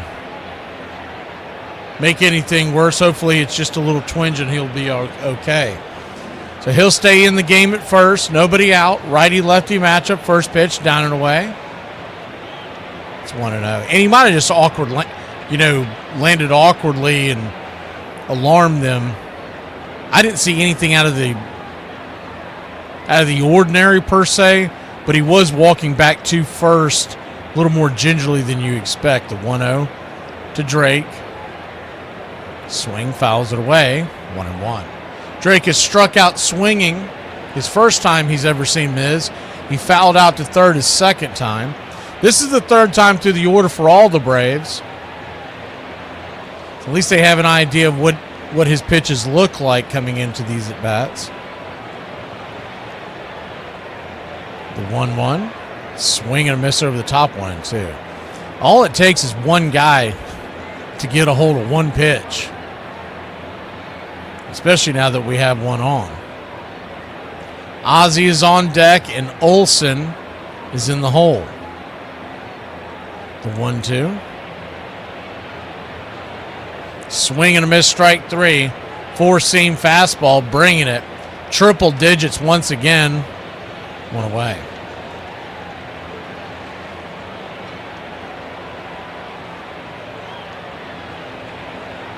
This Mizorowski, I've seen him pitch a handful of times, and he's just, man, there's just something special about this kid. His whole makeup, first of all, he seems pretty humble in general, which is always going to be a plus trying to build a superstar like this. The first pitch swinging by Ozzie Albies. That ball's into the outfield. It's down for a base hit, and Mateo's going to put on the afterburners. Here comes the throw to third, and he is safe. And Ozzie Albies doinks one into center field, and your Atlanta Braves have the tying run 90 feet away. I'm the Wiz, I'm the Wiz, I'm the Wiz, I'm the Wiz, and nobody beats me. A smack to right center. Cutting it off at the pass was Perkins. Pretty good throw. Mateo, head first slide, beat it. Just barely. I'll tell you what, Ortiz had to make an acrobatic stop over there at third, where that ball's heading towards the dugout, and the Braves would have tied the game. Mateo jumped up because he thought at first the ball had gotten away. There's something about Mizorowski you may not realize. He is 6'7", 201-pounder. Just 24 years old out of Blue Springs, Missouri. Matt Olson, the batter, first pitch. Upstairs, slider for a strike. It's 0-1. Played his college ball at Crowder JUCO. That's the great thing about this game. You can find these guys anywhere. The 0-1. Swing and a miss. Four-seam fastball. It's 0-2. Matt's got to try to shorten up that swing, just do anything to get some kind of a fly ball to the outfield, and we're going to tie the game. Runners at the corners. One out. Good speed on the base pass. The 0-2. Swing. Punches it four-seam fastball back out of play.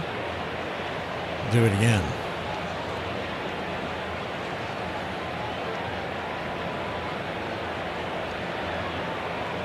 Standing on deck is Dominic Smith. Dubon is in the hole. Braves trail by 1. The 0-2. High and outside. 1-2. Bottom of the 6th inning. 1 run, 6 hits, no errors for Milwaukee. 0 runs, 4 hits, no errors for the Atlanta Braves.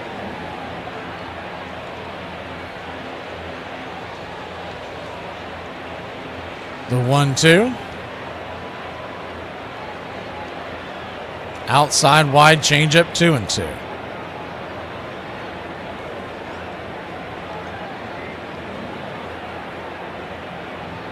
Two count.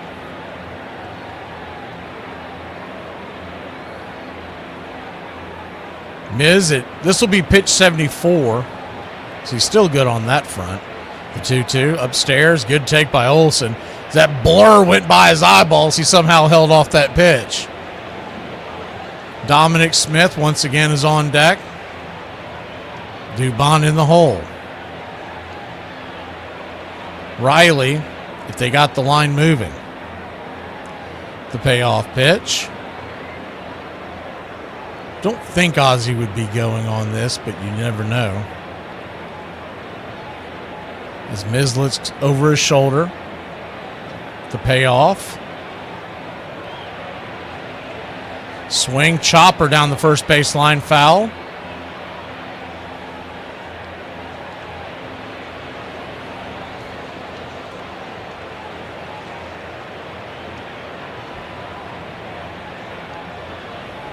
So a full count. That was the cutter that he went with in on his hands there. Payoff pitch once again.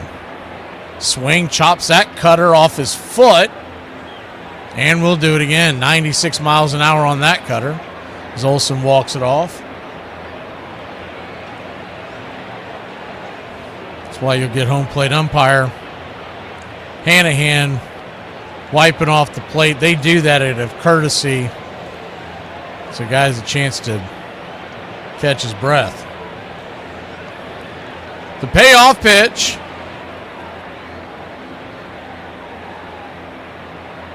Down and in, ball 4. So he'll head on down to first. Ducks all over the pond. And the Dominator coming to the dish. Chris Hook, the Milwaukee pitching coach, is coming out to talk to Mizorowski.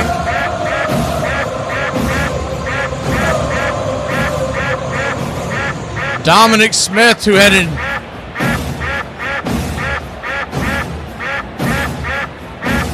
a single his first time up. It was kind of a flare to shallow outfield. They have it written down as an infield single, but it was not an infield single. It was a flare to very shallow right field. He's just looking to time one up. Yeah, you'd love the grand salami right here, but right now you're just trying to tie this game. Get a fly ball out into the outfield. And assuming Mateo truly is not injured, he should score with these. The infield is playing very deep. Ducks all over the pond. The bases are juiced. And here we go. Righty-lefty matchup. The first pitch on the way. Swing and a miss. Cutter down in on his hands. It's 0-1. 97-mile-an-hour cutter.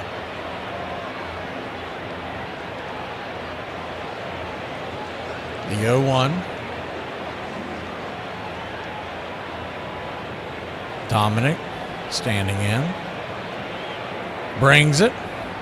Below the knees. That'll leaving it up at 1-1. So a 1-1 count.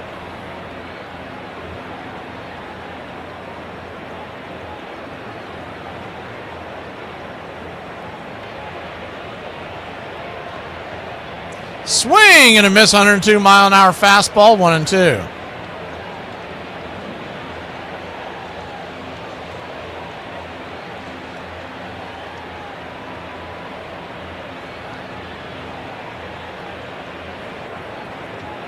The 1-2.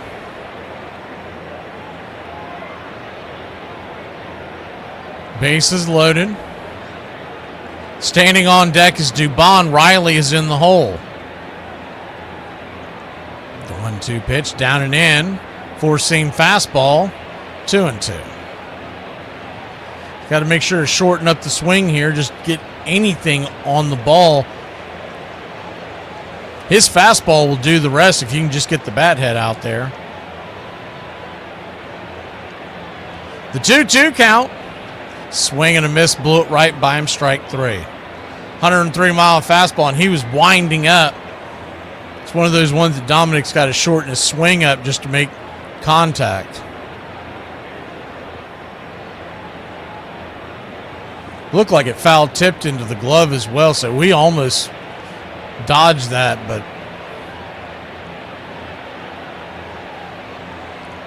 bring Dubon to the plate.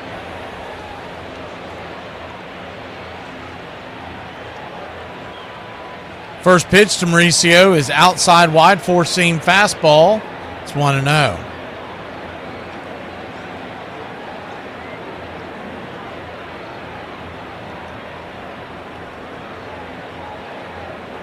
The 1-0. Doobie, who's been big with runners in scoring position, fouls it back out of play, 1-1. Golden opportunity here for the Braves, just trying to find any way to get a run in. But they're facing, in my opinion, the guy in Major League Baseball who's got flat out the best stuff in the game. So it's easier said than done as the 1-1 swing and a miss. Cut her off the edge, 1-2. Now Dubon's got to try to shorten up that swing. Looking for a flare, anything. Heck, we'd take a hit by pitch or a wild pitch right now. I'm sure Dubon doesn't want to get hit by a 104-mile-an-hour fastball, but the 1-2 swing, rips it into center field. That ball's got eyes. That ball's down for a base hit. One run will score. Here comes the throw to the plate. Safe. Your Atlanta Braves have taken the lead, and Mauricio Dubon coming through again, baby. Pardon me. Would you have any? But of course. One of life's finer pleasures. Just lifted it above the outfield. Dubon did exactly what we were just talking about. Shortened his swing up a little bit. Got the bat head out in front and was able to lift it. And with the outfield playing so deep, they never had a chance to make the catch. And Ozzie Albies took a tumble heading towards the plate. I don't know if it showed up on the 3D, but he slid and then rolled over, and the Braves lead it 2-1. First pitch to Austin Riley is right there. Cutter for a strike. It's 0-1. Trying to see. It was just the way he slid. It was a head-first slide. When he came around, he rolled over. Hopefully he's okay. The 1-0.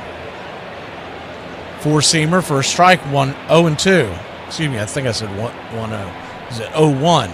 It's 0-2. When he rolled over, it was his left shoulder that took the blunt of the blow. The 0-2. Outside wide, 1-2. Four-seam fastball. Mizorowski's at 89 pitches. Man, if we could get another base hit, we could say goodnight to this guy. The 1-2 count. Yaz is standing on deck. Pitch on the way. Check swing. Did he go around? They checked down the line. He did not. 2-2. So deuces are wild. 2 on, 2 out. A 2-2 count. The Braves lead it 2-1. Austin Riley, who got a single in the second, looking for more of the same here. The 2-2. Fastball, outer track, called strike 3. Riley's going to challenge this. And remember, the Braves are down to 1 challenge. So we'll see if this comes through. And he did not get it, strike 3. So close. Say 10% of the ball. We'll be back in a flash. Top of the 7th we go. The Braves lead it 2-1.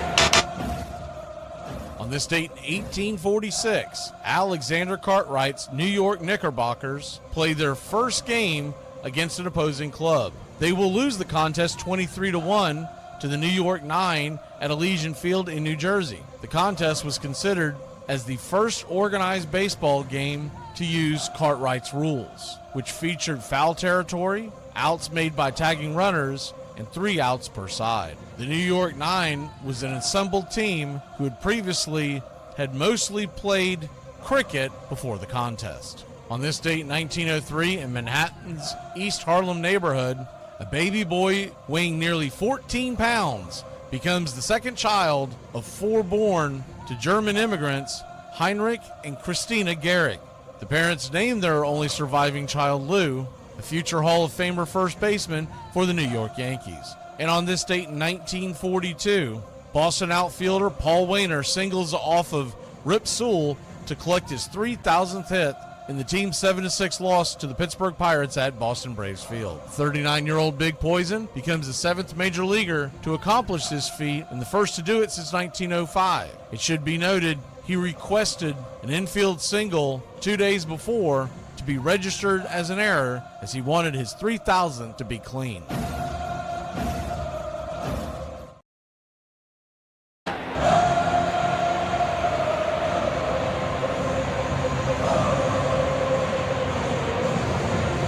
Tigers are leading the White Sox 4-3, bottom of the 8th. Yankees blanking the Reds 4-0. They're in the bottom of the 6th. Rays lead the Nats 4-2 in the 7th. Man, the Freeze almost lost again. They got to get someone faster, man. The old Freeze was legendary. The new one, man, he looks like he's got a beer belly, too. How the hell did he get that job? Lefty-righty matchup. First pitch from Dylan Lee as we come back from the break is right there. Teardrop at the knees. It's 0-1. Rangers 6-5 with the Padres in the second. The Guardians have a 3-1 lead over the Stros in the third. Cardinals 2-0 over the Royals in the third. Rockies and Pirates just getting underway, 0-0 in the second. The 2-1 pitch, swing, fouls it back. 0-1 pitch. It's now 0-2. Only one game in the book so far. It's 16-2 Cubs over the Blue Jays. We'll be back in Wrigley on July 3rd. Cardinals and Cubs squaring off in Wrigley for the doubleheader. The 1-2 count. We decided to punt this one this week because it was going up against USA Soccer and just seemed foolish to try to compete against that. The 1-2 count, swing, laces it into left field, and it's down for a base hit. So it's a leadoff single for the Brewers to start the 7th inning here.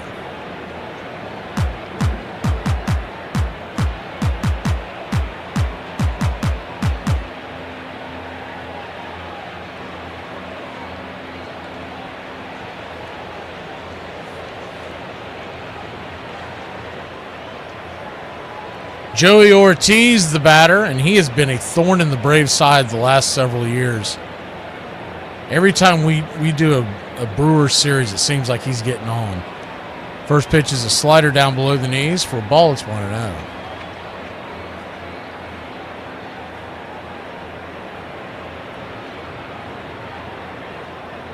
The 1-0. Showing bunt. And pitch down and in, 2-0. They steal the base. And I don't know how that's possible, but they're calling that a ball. He offered at that pitch as it went by. I don't know why I know why Drake Baldwin didn't throw it to second, because nobody was covering second. I believe that was probably Mateo's job to cover it, but he was nowhere near the bag. The 2-0 right there for a strike, 2-1. But regardless, that should have been a strike on that second pitch because he dropped the bat and offered it at it. It went by him. Yeah, the ball was a ball. The pitch was a ball, but he offered at the pitch. The 2-1, swing and a miss, 2-2. So right now it should be a strikeout in the books. Instead, it's a 2-2 count.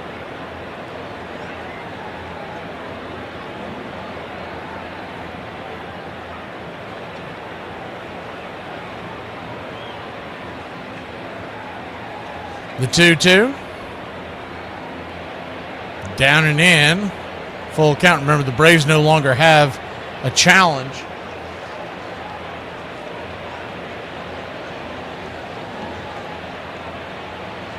Full count.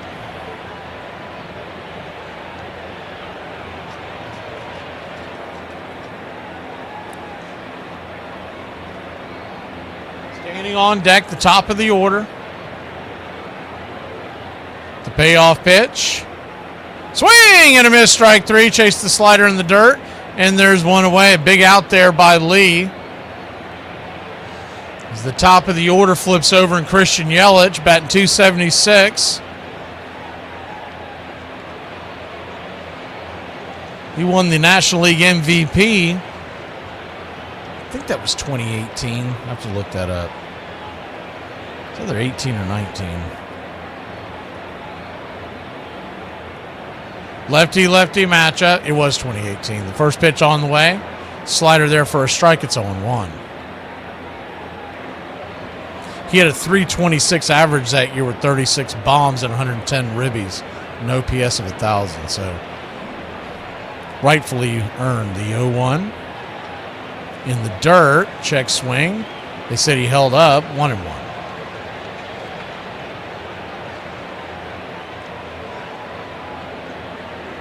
1-1 count.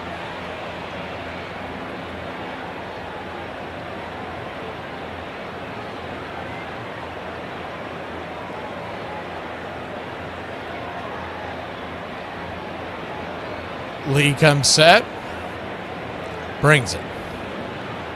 Drops it upstairs. Misses high. I guess 2-1. That was definitely a strike, but you can't challenge it once again.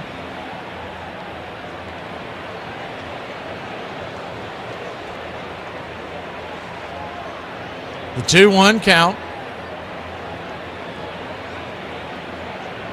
Swing and a miss. Four-seamer, 93 miles an hour, 2-2. That'll even it up.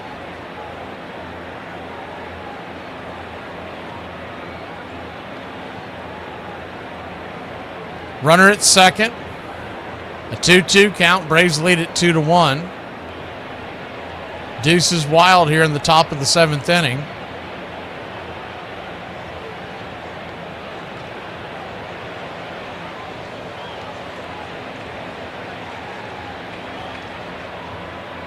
The 2-2. Swing, slices that one, foul, 93 mile an hour. Four-seamer. We'll do it again.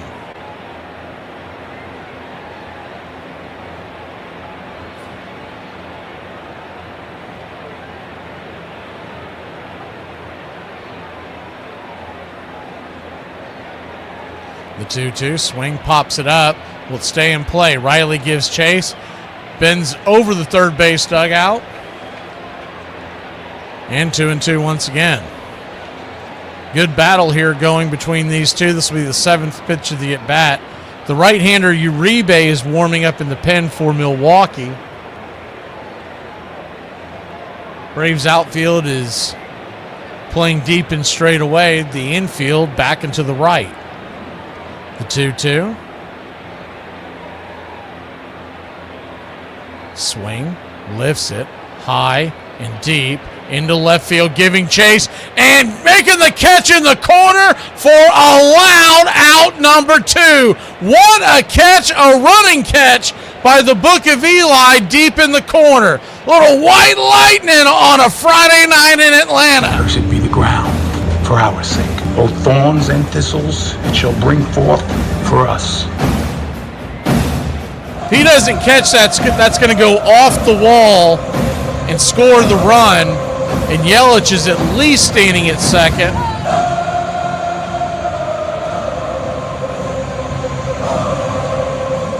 Great play by Eli. That's going to do it for Dylan Lee. We'll be back in a flash as we go to the pen. Jackson Churio. So the right-hander coming in could be Suarez. We'll figure it. Yep, it's Robert Suarez when we return.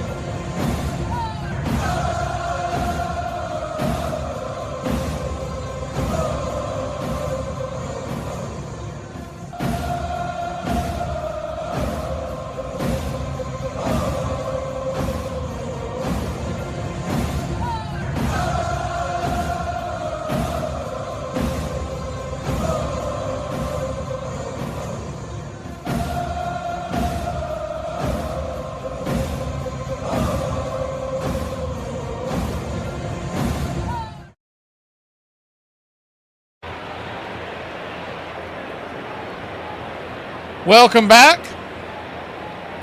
Braves lead it 2-1. Runner at second, 2 outs. And Robert Suarez on to face Jackson Chariot.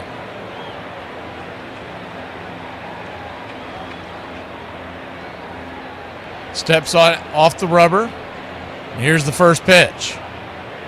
Windup, kicks and fires. The four-seamer's outside wide. It's 1-0. 99 miles an hour. It looks like child's play compared to Mizorowski all night long, the 1-0. Swing, fouls it away. 1-1. 1-1 count.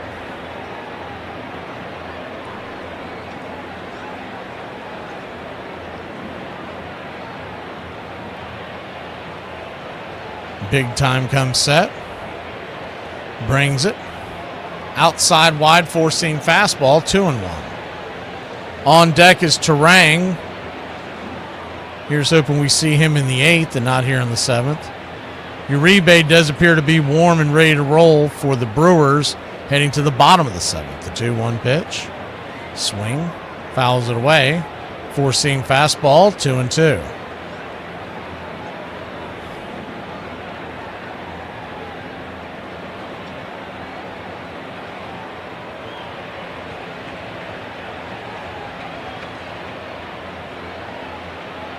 The 2-2. Kicks and fires, swing. Chopper over to short. Mateo fires a bullet across the diamond, and that'll end the inning. Braves lead it 2-1. We go to the 7th inning stretch. Get up and stretch, Braves country. We got a 1-run lead.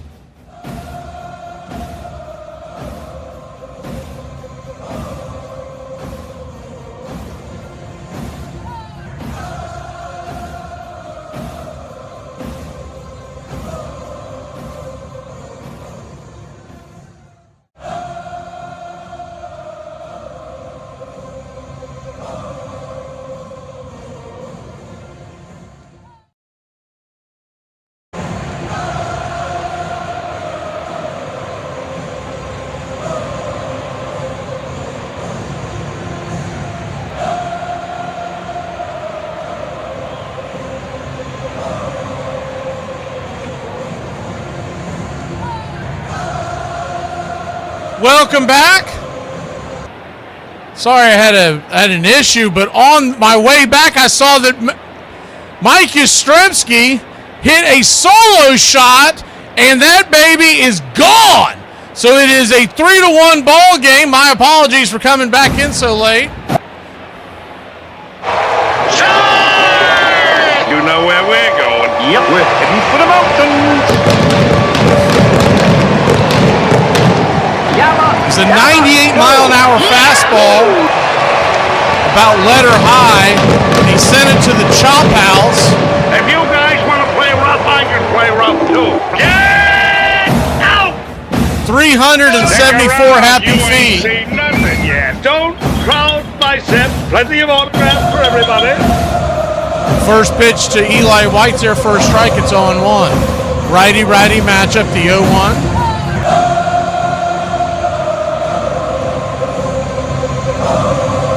Swing and a miss, it's 0-2. So an 0-2 count. Uribe brings it. Swing and a miss, nasty slider, 0-2.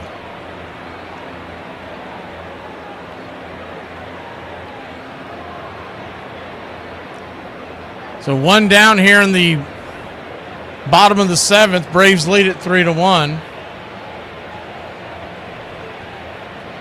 Had an issue with one of the pups that I had to take care of, and I was trying like hell to get back here. I was like, man, I'm never going to make it. Righty-righty matchup. Mateo, the batter. First pitch on the way, swing and a miss. It's 0-1. Here we go. We finally got that thing down, the 0-1. Uribe.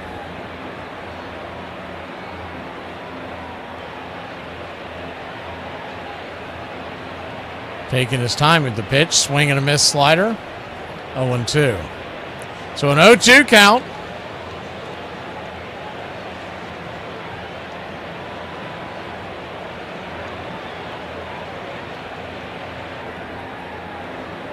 They set up down, swing and a miss, strike 3, 2 down. That fastball that he hit, that thing was perfectly placed for Yaz's swing. They showed the replay of that. He couldn't have got a fatter part of the plate with that pitch, but since then he's looked pretty good here in this inning. Drake Baldwin, the batter, looking to spark something here. First pitch swinging, fouls it back. It's 0-1.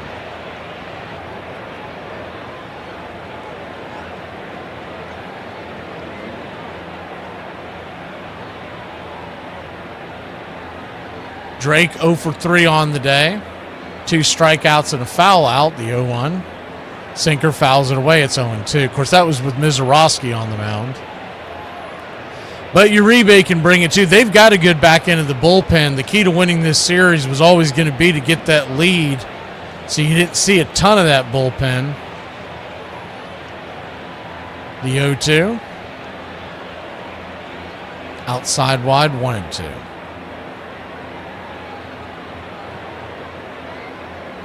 One-two count. That was home run number 4 for the Yaz. Brings it. Swing, roasts it down the right field line, but foul.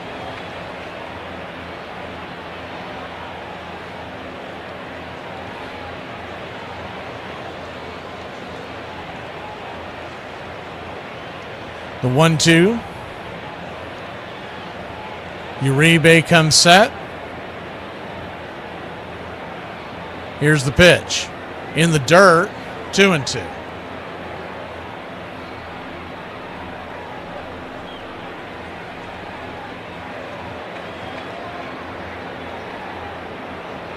Two count. Standing on deck is Ozzie. The pitch on the way, swing, chopper back to the mound, and that should do it. It's going to be a 1-3 putout to end the inning. But not before the Yaz put one on the board. He goes chop house, and your Atlanta Braves lead it 3-1. That's it, yes. Put everything on it. Don't hold back. Miles from Chicago. We got a full tank of gas, half a pack of cigarettes. It's dark, and we're wearing sunglasses. Hit it. I have come here to chew bubblegum and kick ass. And I'm all out of bubblegum. It's happy hour. When wins become losses and losses become wins. You guys going to happy hour? I'll come for a couple. Just a couple, though. Not like last time. I need a drink. When buying a beer, Buying only one beer can cause a misalignment in your spine due to the uneven weight distribution. This can cause unnecessary back pain and potential spine issues. To prevent this, carry 2 beers, ensuring your body is balanced and proper health maintained. Have dinner, ready? Put my pants on, one leg at a time. Does Barry Manilow know that you raid his wardrobe? Guess what? I got a fever, and the only prescription. Ladies and gentlemen, we interrupt our program of dance music to bring you a special bulletin from the Intercontinental Radio News. You're in Braves country. Everybody drink a beer. Salad. They're making it laws where you can't drink when you want to. This stinks! Pretty soon we're going to be calling this country. This is total BS! Oh, yeah.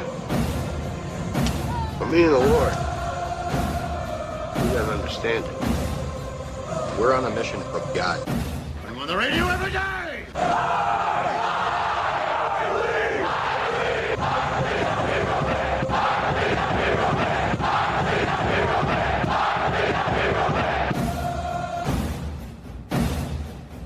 If you want to stop me, you're gonna have to kill me!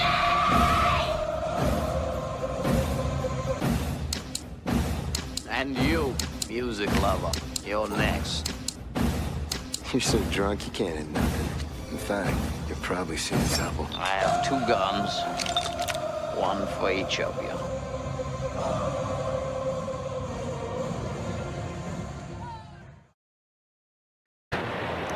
We go to the top of the 8th inning. Robert Suarez out there for another inning of work. He threw 5 pitches in that first frame of work, getting the 1 out as the first pitch is a 4-seam fastball, 97 miles an hour.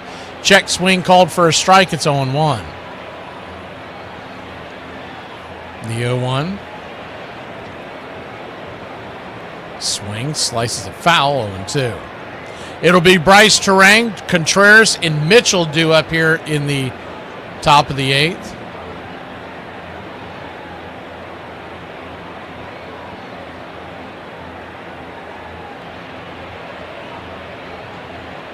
The 0-2 inside, 1-2. Game 1 of a 3-game set. Game 2 tomorrow. 4:10 first pitch coming on the air at 3:45 Eastern. The 1-2 pitch, swing, chopper towards the mound. Roberts got it. He'll tag him on the chest going by, heading to first, and there's 1 down. So a G1.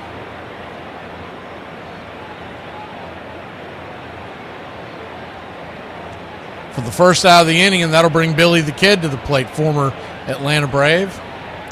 Willie Contreras. Part of that Sean Murphy deal that we all wish we hadn't done now. I didn't like it at the time. If y'all were watching the talk show back then that we had on CBS and YouTube, I was devastated when they traded him.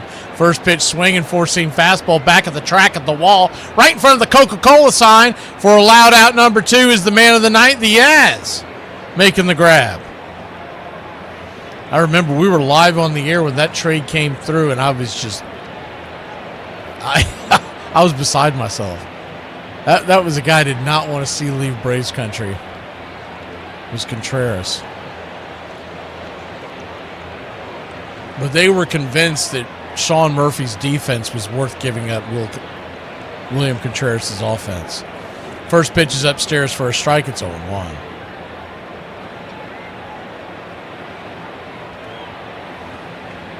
The 0-1.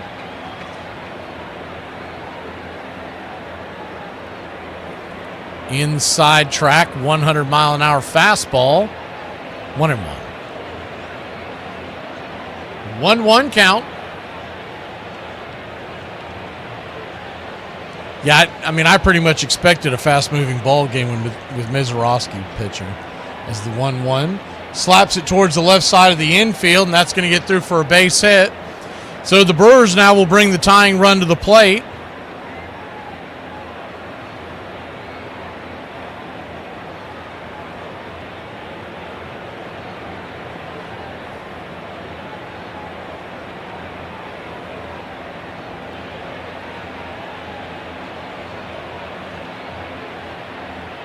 As Andrew Vaughn steps in. Vaughn, first pitch, Sinker. Right there on the outer track, it's 0-1. The infield is back into the left, outfield deep and straight away. Vaughn definitely has home run pop, so you got to be careful here. Standing on deck is Bowers. He would be pinch hitting for Perkins. The 0-1. Swing, fouls it back. It's 0-2.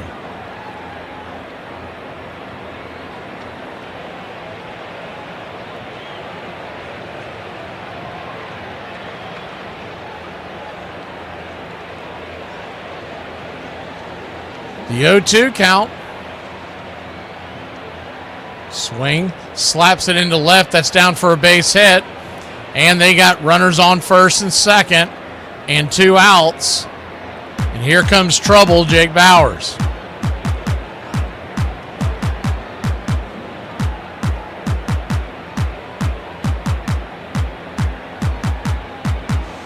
Jake Bowers. It's a home run threat, and he's a guy who platoons. He hits right-handers much better than left-handers. But he's got 13 home runs on the year.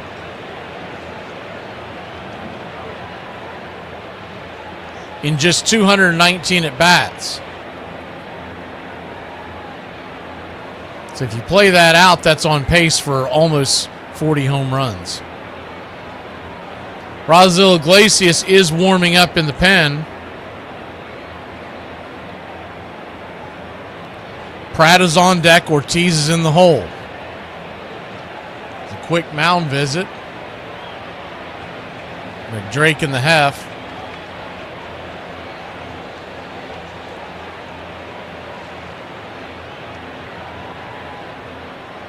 And the Brewers is the first pitch on the way. Swing, fouls off the four-seamer. It's 0-1. Brewers on their bench still have Sal Frelick, who's a left-handed bat. Hamilton is a left-handed bat. And Sanchez, the backup catcher, he is a right-handed bat. They have a combined 13 home runs between them on the bench. So pretty deep bench for Milwaukee. The 0-1. Swing and a miss. Change up, pulled the string on that one. It's 0-2. 0-2 count.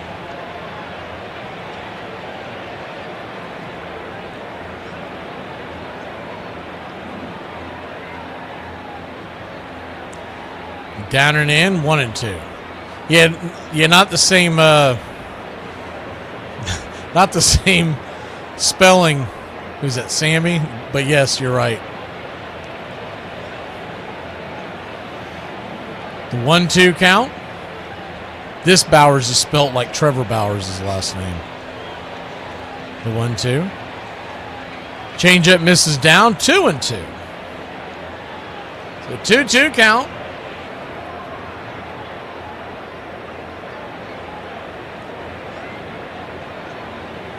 First and second, 2 outs. We talked about this before, but he always seems to struggle when you bring him back out for that second up down.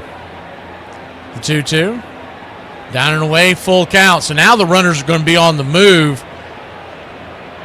So that's an added issue to this at bat. If something gets down in the gap, it could tie the game.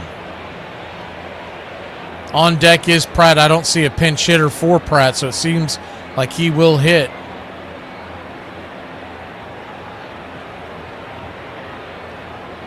The payoff pitch, spins, turns, back to second.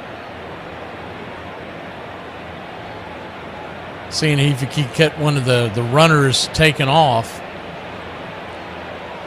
Full count. And outside wide, ball 4. So he heads down to first. Bases are now loaded. 2 outs. And no, they will pinch hit. It's going to be Sal Frelick, the left-handed bat.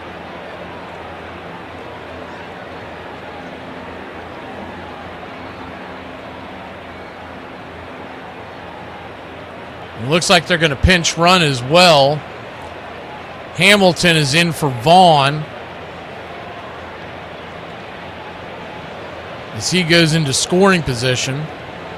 And he's got good speed, so a single now would most likely tie the game.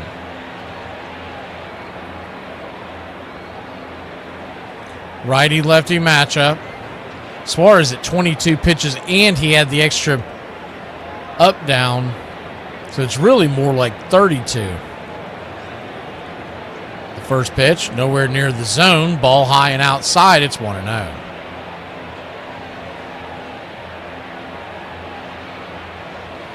I know they're trying like heck to get through this inning without having to go get Iglesias, but they may have to go ahead and do it. The 1-0. Inside, four-seamer, 2-0. He seems like he's running out of gas. You got a 2-0 count. Bases loaded, 2 outs.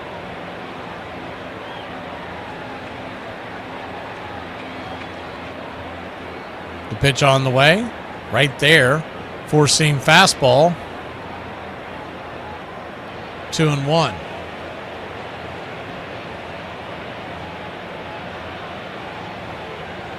Braves 3, Brewers 1, top of the 8th, 2 outs, bases loaded, the 2-1 pitch. Down and in, nowhere near the zone, ball 3, 3-1. Standing on deck is the top of the order. I'm sorry, Joey Ortiz stands on deck, then back to the top of the order. The 3-1 pitch. Right down the pipe, four-seamer, full count, he was taken all the way. Nowhere to run, nowhere to hide. The bases are loaded. There's 2 outs. The runners are going to be on the move. A single will at least tie the game, if not worse. The 3-2 swing. Chopper back to the mound off the glove of Robert Suarez. He flips it to first, and he'll get him. A 1-3 putout, and your Atlanta Braves somehow dodged that bullet in a big way, baby. We'll head to the bottom of the 8th.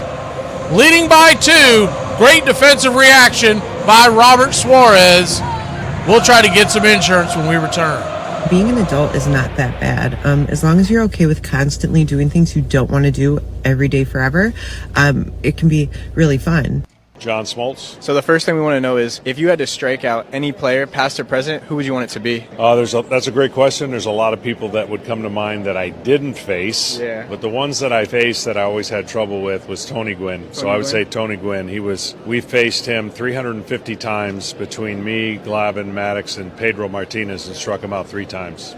It's time for number 5. The exciting youngster who went straight from the sandlots to right field on the Detroit Tiger team, leaping Al Kaline. Few players in baseball history win a batting title at the tender age of 20, but that's precisely what Al Kaline did in 1955.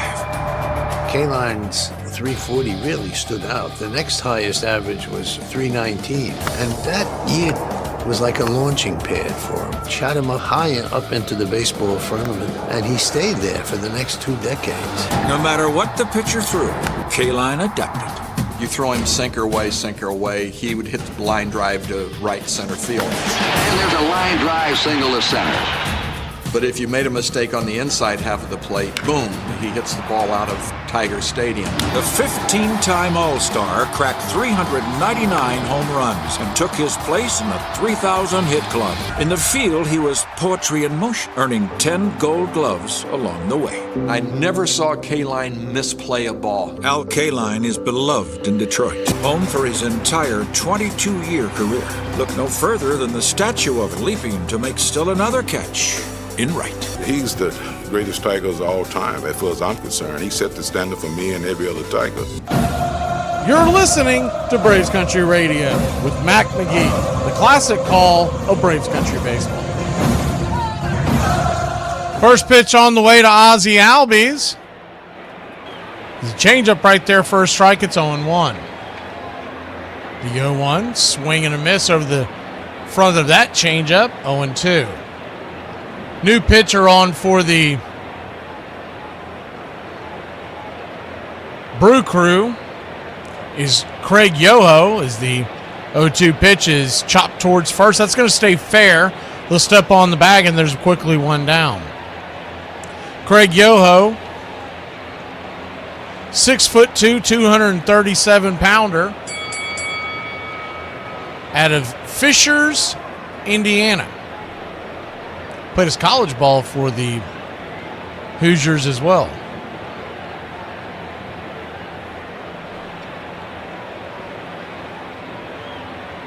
Matt Olson, the batter, first pitch, takes the four-seamer.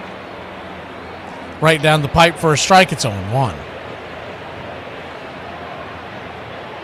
1 run, 9 hits, no errors for Milwaukee. 3 runs, 6 hits, no errors for Atlanta. The 0-1 check swing, change up. It's 0-2. So an 0-2 count. If you're just joining us, Mizorowski, 6 innings, 7 strikeouts. So he didn't get his number out in the desert on that, but he was impressive. Very dominant performance. Braves finally got to him. The 2 runs were charged to him. The 0-2 caught looking, strike 3. 4-seam fastball. 2 down.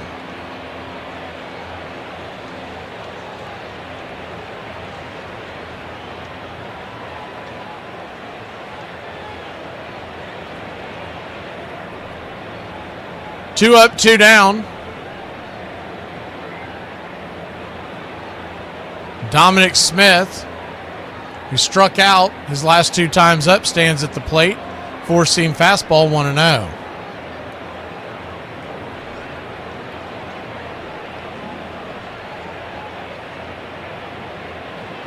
The 1-0. Changeup down and away, 2-0.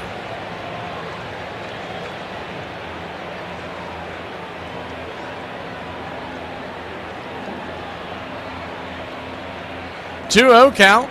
Yoho brings it down and in. 3-0.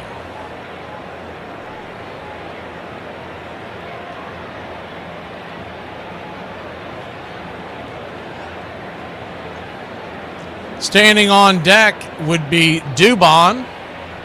He had the big single that gave the Braves the lead as the cutter is upstairs for a strike. 3-1. Riley is in the hole. The 3-1 pitch. 3-1 your score. Swing, lifted, high and deep into right field. Get up, get up. That ball's going to get down off the wall. Here comes the throw into the infield. And with a little bit of hustle over my friends, Dominic Smith with a 2-out double, baby. I knew that was going to be close. I was afraid he wasn't going to get there in time. This is a time for leaders to step up. That was a good relay out there in right field by Frelick. He played that carom off the wall perfectly and fired an absolute P to second. Dominic with the great foot first slide to the back side of the tag. And he's in scoring position. Kind of thought they'd pinch run for him, but Mauricio Dubon takes the pitch outside wide for a ball. It's 1-0.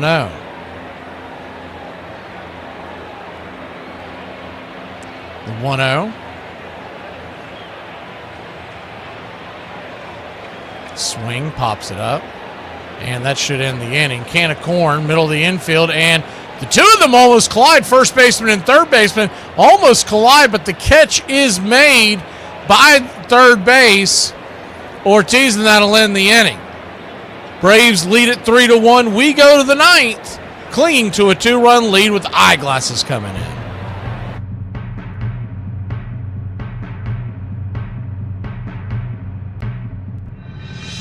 Forget about the crowds, their fancy uniforms, and remember what got you here. Focus on the fundamentals. We've gone over time and time again. And most important, don't get caught up thinking about winning or losing this game. If you put your effort and concentration into playing to your potential, to be the best that you can be, I don't care what the scoreboard says at the end of the game, in my book, we're going to be winners. Okay? Let's go! Let's go! Let me hear it! One game. Tonight, we stay with them, and we shut them down because we can. Tonight, we are the greatest team in the world. And you were meant to be here tonight. This is your time. Their time is done. It's over. I'm sick and tired of hearing about what a great team. Screw them. This is your time. Now go out there and take it.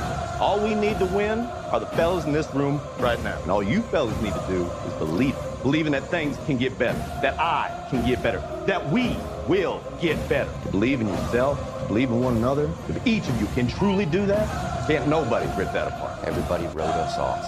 Everybody. And yet here we are, 40,000 people out there have also written us off. And there are a few out there who do still believe in you. If you'll never give up on it. If you go back out on the field, those are the people I want in your minds. Those are the people I want in your hearts. Every man at some point in his life is going to lose a battle. He's going to fight and he's going to lose. But what makes him a man is that in the midst of that battle, he does not lose himself. This game is not over. This battle is not over. So let's hear it one more time. Together, clear eyes, full hearts. Let's go! And this crowd's back into it now. Let's go! Let's go! Let's go!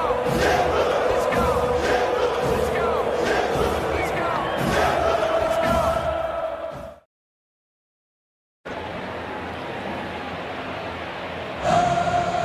go! Welcome back.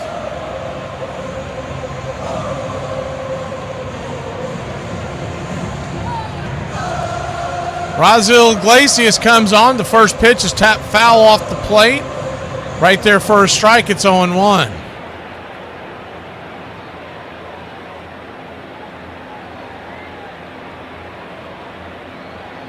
The 0-1. Sanchez, the batter. Rips it down the line. Foul. It's 0-2. Yelich on deck. Churio is in the hole. Turang, if anybody gets on. Braves lead by 2. So the tying run stands on deck. Top of the 9th. Iglesias turns and kicks. Checks swing. Did he go around? He did not. 1-2.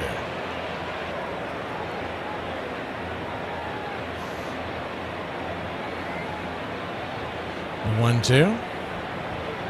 Try to get him to chase a slider again. 2-2. Gary Sanchez, of course, got his start with the New York Yankees. The 2-2 pitch. Four-seamer, nowhere near the spot. Full count. So it's a full count. Swing, chopper, over to short. Mateo grabs it, flips it. Perfect laser across the diamond. And it's 6-3, one away. Braves 2 outs away from getting off the schneid and get back in the win column.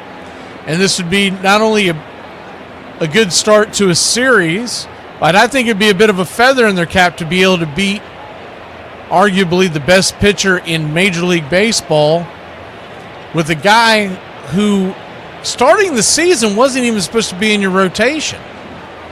First pitch is a sinker up top. For a strike, it's 0-1. The 0-1.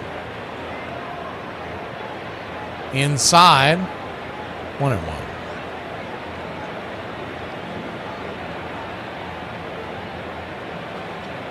1-1 count. Outside wide, 2-1.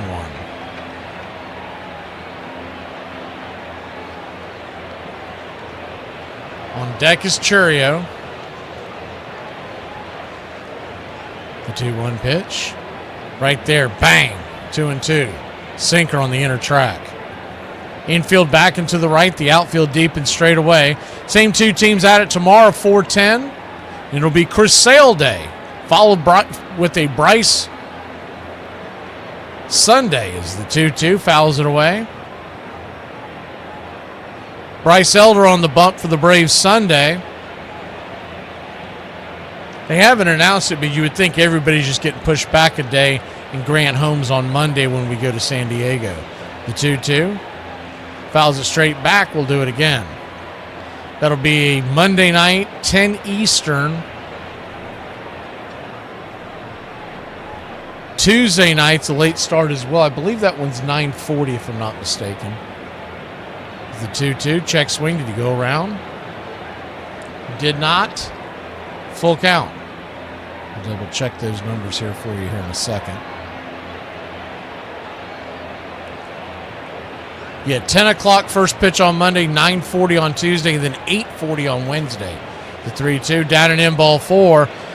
So trouble of brewing because now the tying run comes to the plate, and Jackson Churio, who could put one out with the best of them, is coming to the box. He's got 10 home runs on the year. The Braves will then be off on Thursday, and then will face off in a 3-game series against San Francisco. At San Francisco is the first pitch is a 4-seamer right there on the outer edge. Bottom corner of the zone, it's 0-1. Next weekend, you got 10-15, 9-05, and 4-05 before we head back home to face the Cardinals. The 0-1 swing, rips it into left field. That's trouble. That's down for a base hit up against the wall. Here comes the throw into the infield, but the tying runs will be in scoring position, and it's second and third and only one out. So Iglesias, who has not looked particularly sharp his last few outings, is in trouble here. And Bryce Terrain coming to the plate.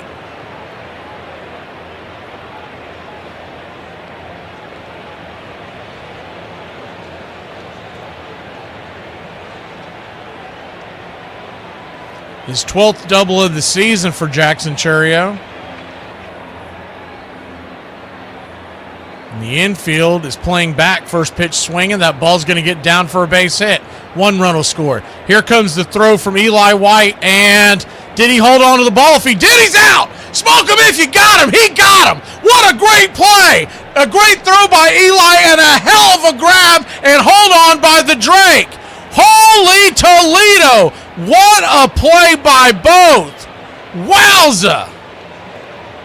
You got to be kidding me. Cursed be the ground. 2 outs. Both thorns and thistles it shall bring forth for us. Looking at the replay, he got him. He got him by a mile. My question was he going to hold on to the ball? Because that knee hit his glove and slid right through it. And the Braves lead it 3-2. There's 2 outs. And, of course, Milwaukee's going to want to challenge it because, I mean, you might as well, right? But they got him. They absolutely got him. This is one of those where you're challenging just because you have the challenge in your pocket. You can't take them home with you. It was a 2-hopper into the glove of Drake Baldwin. He was applying the tag as he caught it. I mean, unbelievable play. Unbelievable. That's the play of the game right there for sure.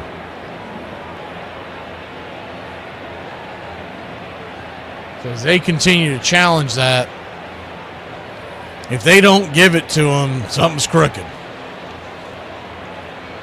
You can't even say that he was blocking the plate. He had the ball as he was tagging him.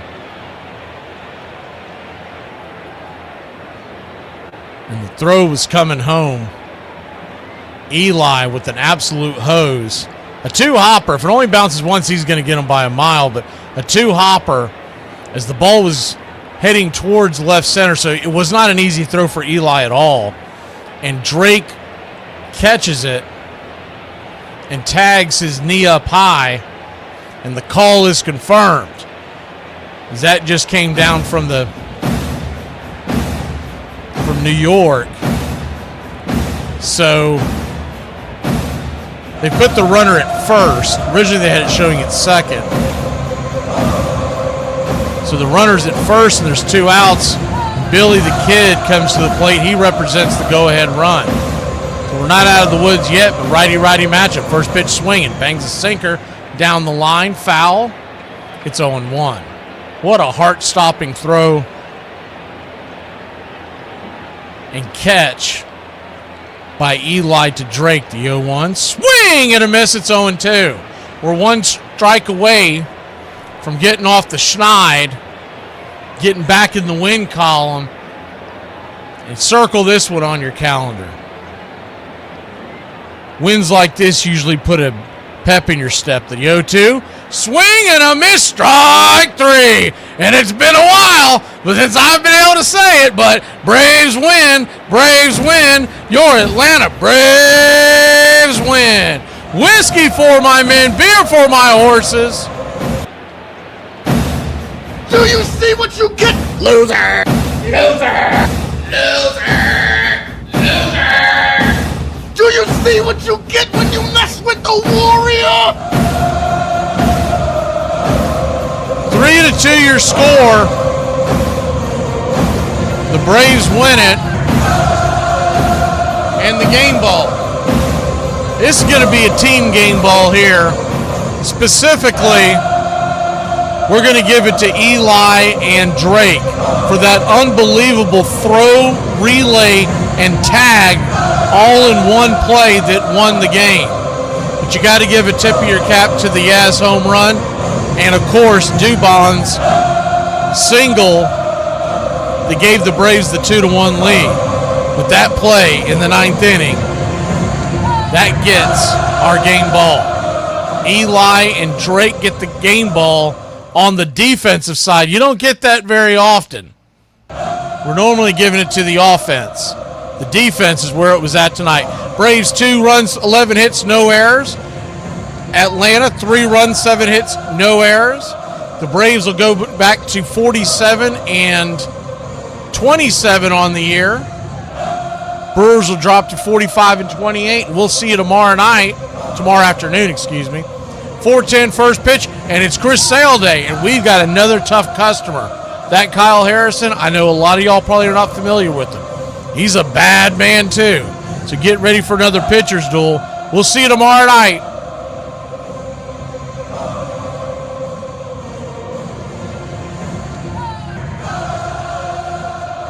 We'll work on that, Peter. I just saw your comment. Braves win it 3-2.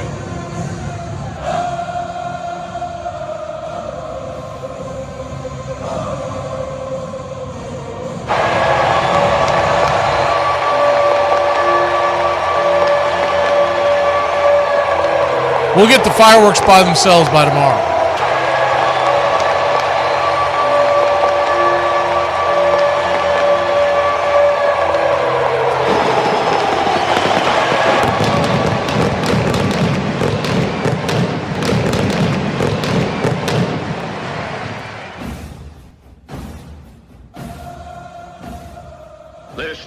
There's something kind of about a kid that's never played baseball. It is the American game.